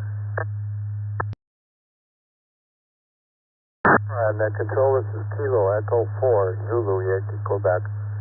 Well, a couple summers ago, I planned out to be able to talk to the ISS space station going over Michigan at 17,500 miles an hour. I tracked the coming up of the ISS over Michigan at the sunrise, when it came over the horizon, and tracked it and had the frequency for transmit receive on. And it was an astronaut, but it was just the repeater on that day. And I was able to get through the repeater and crack at the rising of the ISS. I got through it and was able to contact and get confirmation back and forth from two stations in New York, one in West. And the next summer I tried to do it again with the astronaut on frequency, and unfortunately somebody here in Berkeley, Michigan was able to get confirmation from the astronaut, but right alongside him getting into the repeater, but the astronaut had to pick somebody, and he picked the guy in Berkeley. Close, but no cigar on that one. So back to that, KE4ZYQ.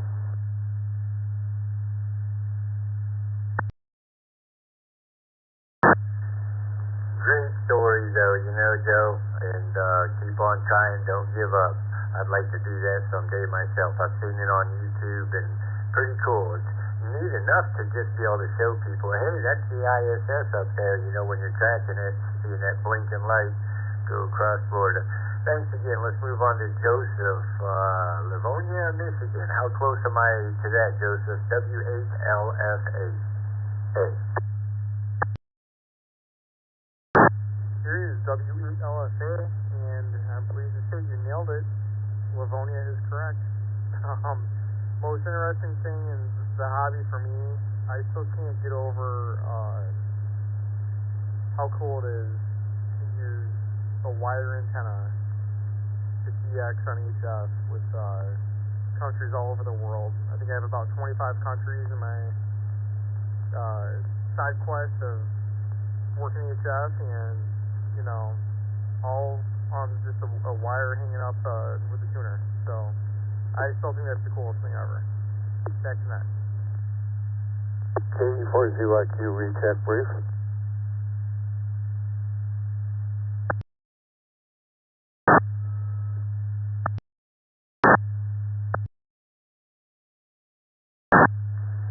Let me get a hold of it here. Who was I talking to there? Joseph, yes, thank you for joining us this evening. And Yes, DX contacts are awesome. Let me go back to Joe there, Clinton Township, KE4ZYQ. What was it, Joe? KE4ZYQ, sorry to have to come back briefly, but I failed to say in that last transmission that yours truly, here, not to brag by any means, but shocked the heck out of me, that I was transmitting in a condo, one-level condo with an attic antenna, a Comet GP3, so the 2 meter, 70 centimeter frequencies was going through a Comet antenna in the attic, just above the first floor, with my rig. So that was another accomplishment within that same transmission reception, is that I was doing it with very limited antenna system. And it shocked me more than anybody. Back to that, thanks for the recheck. KE4ZYQ.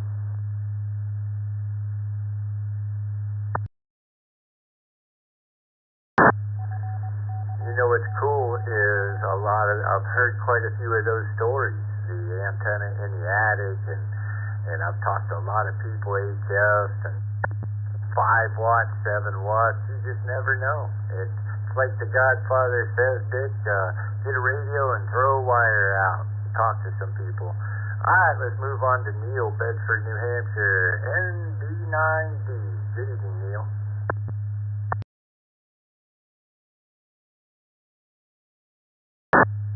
Hey, good evening, Net Control and everyone on the net. This is November Bravo 9 Delta Neil in Bedford, New Hampshire. And I gotta say, everyone's sounding great this evening. And yeah, we about had a similar experience with the International Space Station. We had put in a call out there, and it was a repeater though, not talking to the astronauts or anything like that. But anyway, we heard a guy say our call letters back, but we didn't quite get his call letter.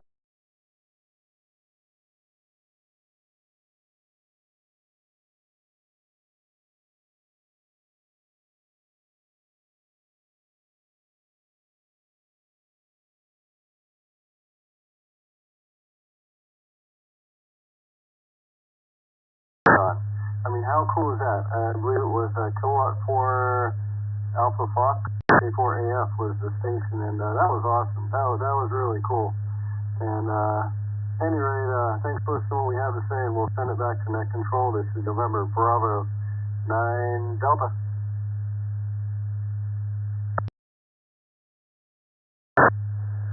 Wow, that's a pretty cool story there, Neil. And Pentagon, the Vatican, that one's a pretty wild one there. Never really heard of that. Pentagon, have to check into that someday. And that's it. We're at the bottom of the list again. Let's see if we can get a few more people to join us this evening, and we'll probably wrap her up. This is KO4QMM. You're listening to the East Coast Reflector Tuesday Night Tech Net, and this is the fun part where we ask questions. What's the most interesting ham-related thing you've done? Tell me your call sign twice and slow. CJM, W, in and out.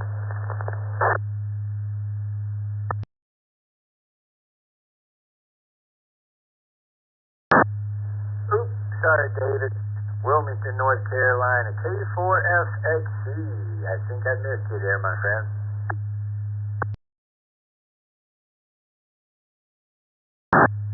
Yeah, K4FXC, no problem at all. I knew you were busy, and I figured I'd check back in again here in a minute if didn't find it on the list. Anyhow, I figured I'd mention, starting from the earliest parts of my ham career, some of the most interesting experiences. And one of those was back when I was in high school, and in 1983, December of 1983, I was headed down with my dad in a car. It was a early December day, and overcast, rain, and cool, as I recall, down here. And I heard W5LFL, Owen Garrett, from the STS-9 space shuttle mission flying overhead. I wasn't able to work him, unfortunately, but I heard him loud and clear on a HT with a rubber duck in the front seat of the car there, driving between 5th Street and Market Street in Wilmington, North Carolina. So just thought I'd mention it. K4FXC.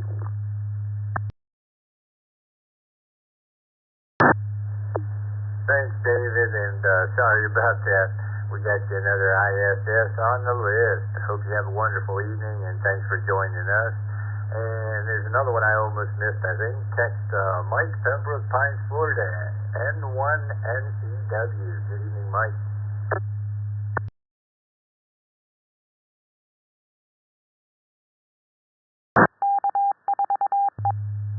Good evening. I'm on Echo Link and I'm having a little trouble, so bear with me.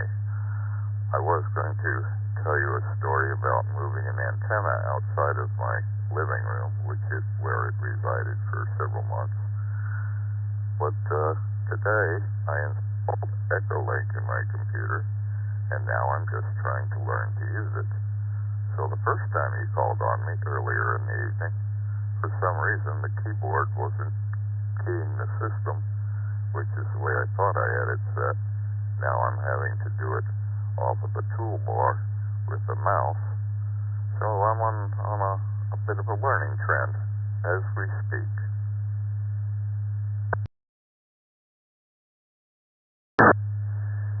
Well, as we speak, Mike, you sound really good. That Echo Link was doing good there. You sound like a radio announcer. So thanks for joining us, and have a great evening. And then we had Charles Feld, New York, W2CJM. He was in and out. Have a great evening, Charles. Anybody else want to join in? Come with their call sign.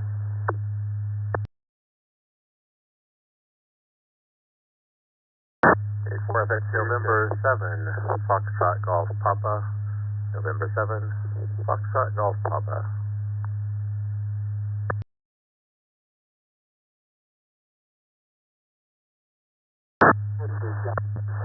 Kilo India 5, Kilo India, Kilo India 5, Kilo India.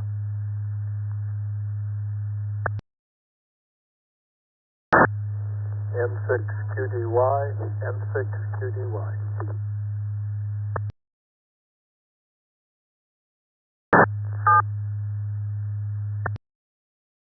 Foxtrot Bravo Bravo, in and out.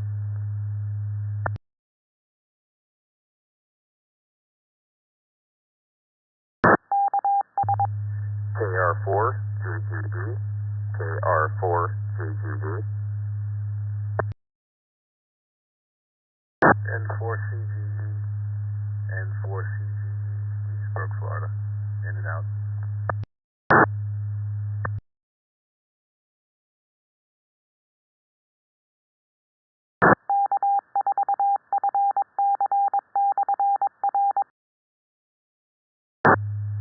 That in and out one, 4CGE.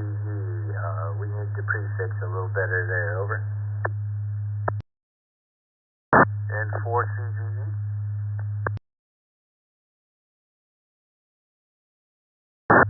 That was it, my friend. You have a wonderful evening. Thanks for joining us. I do believe you're in and out.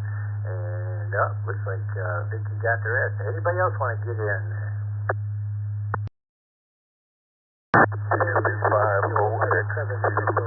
Mobile in Waco. Let me see copy before I say what I've been up to.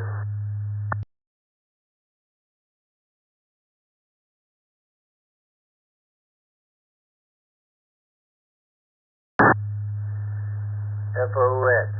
Come back again. 50X, I mean. UB50XQ. Alright, we got this dyslexic boy. Fives and F's all seem the same to me. And we got you, Jim, WB50XOXQ. Jim, Woodway, Texas. N4CGE, in and out, Chris, Leesburg, Florida. KR4JGB, Scheffler, Oviedo, Florida. KF8FBB, David, Westland, Michigan. 96QD, or 9. And, boy, is it getting late or what, Rod? N6QDY, my buddy David, Sacramento, California. KE4EIF, Christopher, Bentonville, Arkansas, KI5KKI on Antonio, Church Point, Louisiana, K4FXC, David, Wilmington, North Carolina, top of the list, Scott, Jamestown, New York, N7FGP. Good evening, Scott. What's the most interesting ham-related thing you've done, my friend?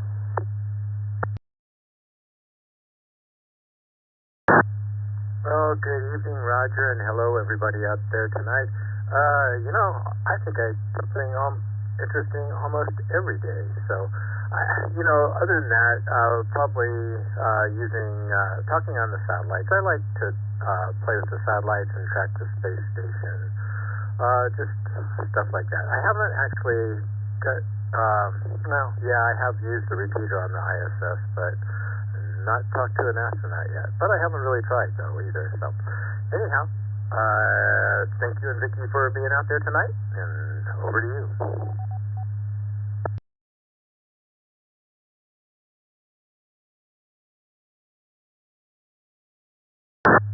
Well, thanks for joining us this evening. We're having some fun, and I'm doing a little better there. I needed a drink of water. I was getting all dried up.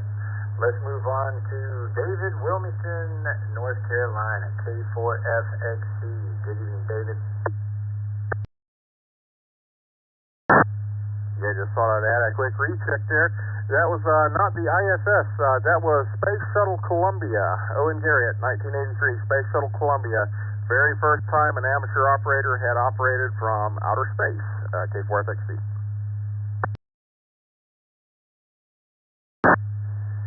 Wow, there's a cool one for you. Thanks for joining in there, and thanks. Have a good evening, David. Let's move on to Antonio, Church Point, Louisiana, KI5KI. Good evening, Antonio.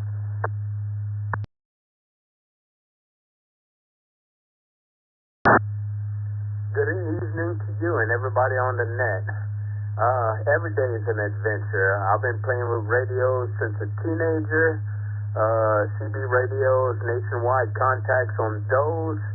But the most adventurous part is lately just being able to stay in contact with family and friends within 100-mile or so radius. Being able to get on the net with you guys. The East Coast Reflector is probably one of the best things I've been on in a while. This is a Echolink connection, and it's just amazing the technology and where we are today in this hobby.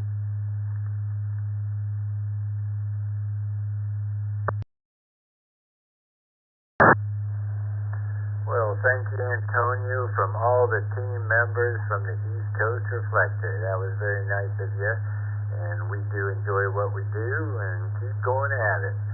And let's move on to Christopher, Bentonville, Arkansas, KE4EIF. Good evening, Christopher.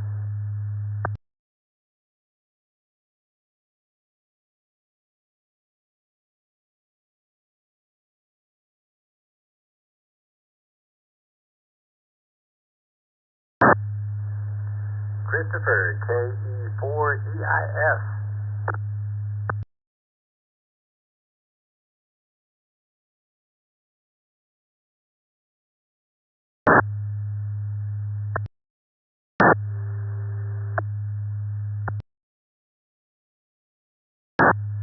Alright, might have been new, and it might have been the wrong call sign. Was there somebody that had one like KE4EIF?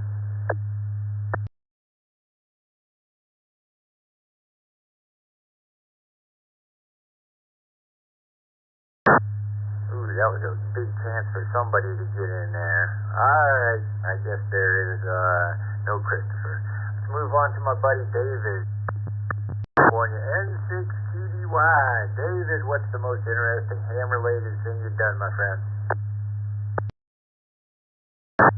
Hello, Roger and the net. M6QDY. It's great seeing those pictures on Facebook. Great seeing you guys there having a great time. Oh man, there's been so many, but one that stands out today is back when I was a novice 40 years ago. I had a Swan 240 and I could only work CW, and I was still learning the ropes on how to do antennas and all that. So I loaded down a screen door. I was down on the bottom floor out of a 4-story apartment building, and I loaded a screen door. I lived in Southern California at the time, and I worked a station up in NorCal on CW up in Brownsville. Got a QSL card probably about 2 or 3 weeks later, and I got to look for that thing. But yeah, that was kind of neat. I loaded down the sky. I didn't have a tuner either. I was just like taking a chance, and and I just loaded it down and worked a station from Southern California up towards the Northern California side. So that was kind of fun. Hey, thanks for doing what you do, Roger, and we'll turn it back to net control, N6QDY.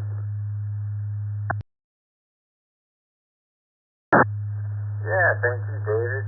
Keeping my numbers up pretty good here tonight. We almost got 60 in. That's a good Tuesday night Tech Net. This is KO4QMM in Roger in Central Florida.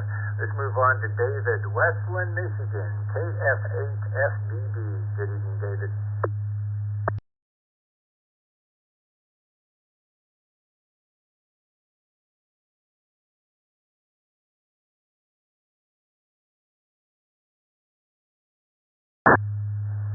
KF8FBB, David.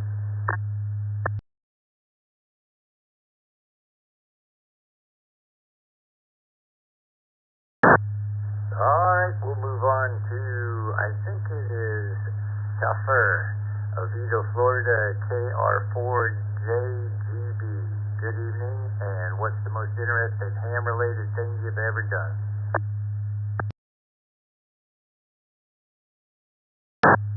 Good evening. Well, it's Schaefer. I guess if you had an umlaut over the A would be the correct way back from when my grandfather came in from Austria. But nonetheless, yeah, the most interesting thing is getting my ham license, or my tech license, at near midnight winter field day, this winter field day. And thereafter, Pandora's box has been opened, and just listening to everyone out there, I can say more than my imagination ever imagined. And on a side note, I would like to say that radio and electronics and loving all that for a while, and I heard you guys on my scanner. And so I'll just say that East Coast Reflector also was motivated me to go get my ticket too. So one of the reasons. All right. Well, I appreciate the opportunity to share that, and I look forward to making it cooler every single year. Back to net control.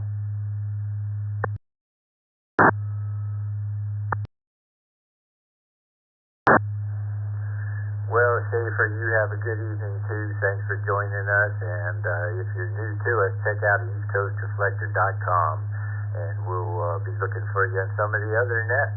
And we have a Zoom room too to go put a face with the call sign.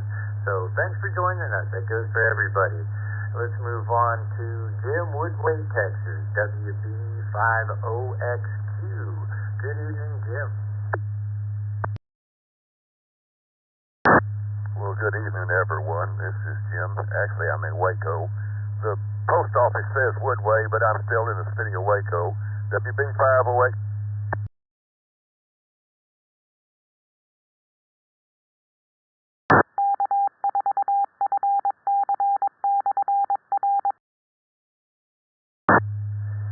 Did you answer our question, Jim? I didn't see Vicky put anything up there. WB50XQ. What is the most interesting ham-related thing you've done?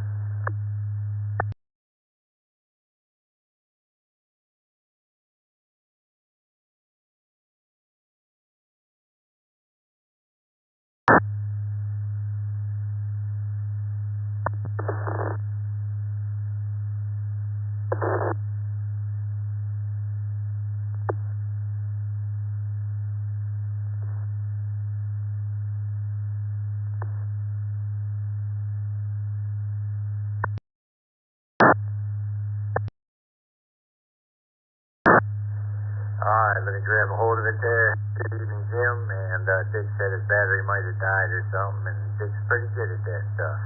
And via text line, Stephen Easton, PAWB3ILA.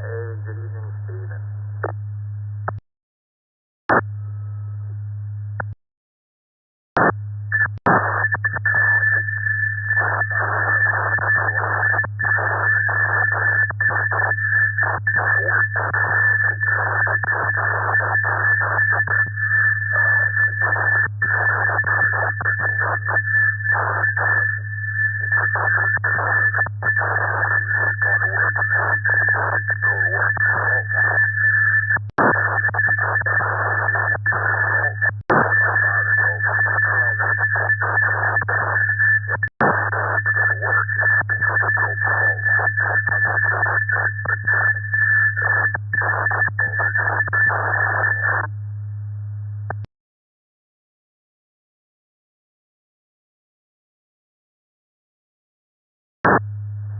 Well, Stephen, I gotta say, that was the roughest contact of the evening there. That was quite a bit of noise.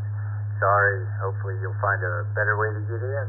And we're gonna call one more time for the East Coast Reflector Tuesday Night Tech Net question of the evening. What's the most interesting ham-related thing you've done? This will be the last call. Anybody, anywhere.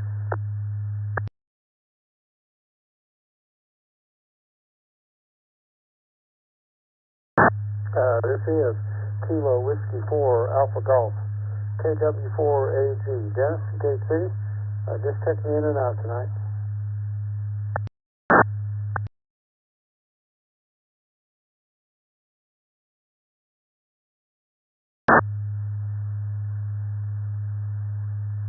Kilo 5 Romeo Uniform November, K5RUN. No traffic, just one more for the count.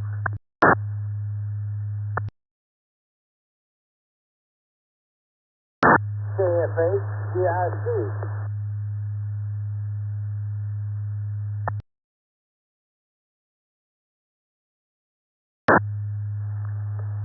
KO4 FRR, KO4 FRR, in and out.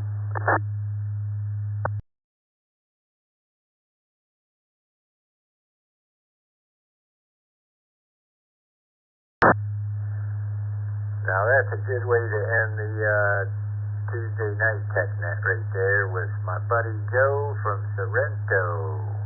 Thanks, Joe, KO4FRR. Have a good evening. Thanks for getting in there. And we got Jack, Rochester, Michigan, KF8GRC. We got K5RUN, in and out. Philip, Frisco, Texas. Have a good evening, Philip. Thanks for joining us. Check out EastCoastReflector.com. KW4AG, in and out. Dennis, Gate City, Virginia. You have a good evening there too, Dennis. Thanks for joining us. And Eric, St. Mary's, Georgia, W1HAC. Good evening, Eric. What's the most interesting ham-related thing you've done? AA4XM.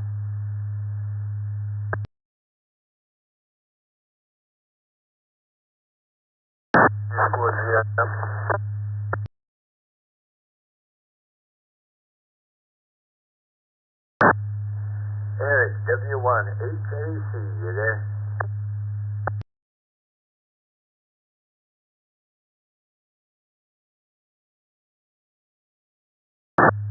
Okay, 6KZC. Just want to jump in from Perth, try and hit your line.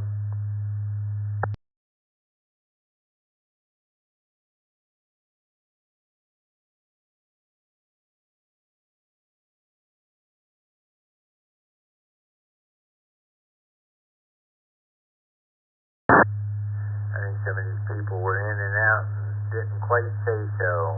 Micah, I know you ain't in and out. You're going to end this evening on a good note with a good story from Florence, Alabama.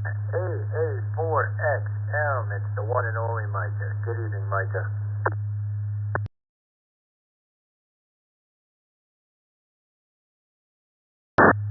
Good evening, Roger. Well, I'd have to say the most interesting thing I ever did was get my extra class license. I know that I am, not trying to brag or whatnot, but really it was the hardest thing to get for me. And yeah, sorry about cutting in there, but another little interesting thing I did is I built this little plug-in to my node, and I can activate it with my phone, and it sits there and listens to the All-Star, and when All-Star drops for 300 milliseconds, then a pre-recorded message pops in with my call sign. That's how I get to the pilots in the morning. So I clicked it right after you had just started, so that's why it broke in there. So sorry about that. But it's pretty cool. But that's about the most interesting thing I've done. So there's your story. Back to you, AA4XM.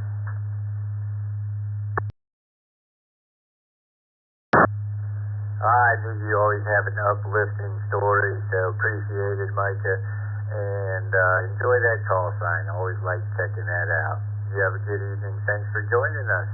That's it for this evening's East Coast Reflector Tuesday Night Tech Net. Want to thank everybody that joined in. We ended up with like 68 check-ins. Not bad evening there. And I want to thank Dick, WB2 JPQ, for making all this possible. And, what was I going to tell Micah there? There was something, I guess I forgot. All right, whatever, Micah. This is KO4QMM, and we'll get this frequency back to normal amateur use. And thank Vicky, KEABKY, for doing some great logging this evening. 7-3.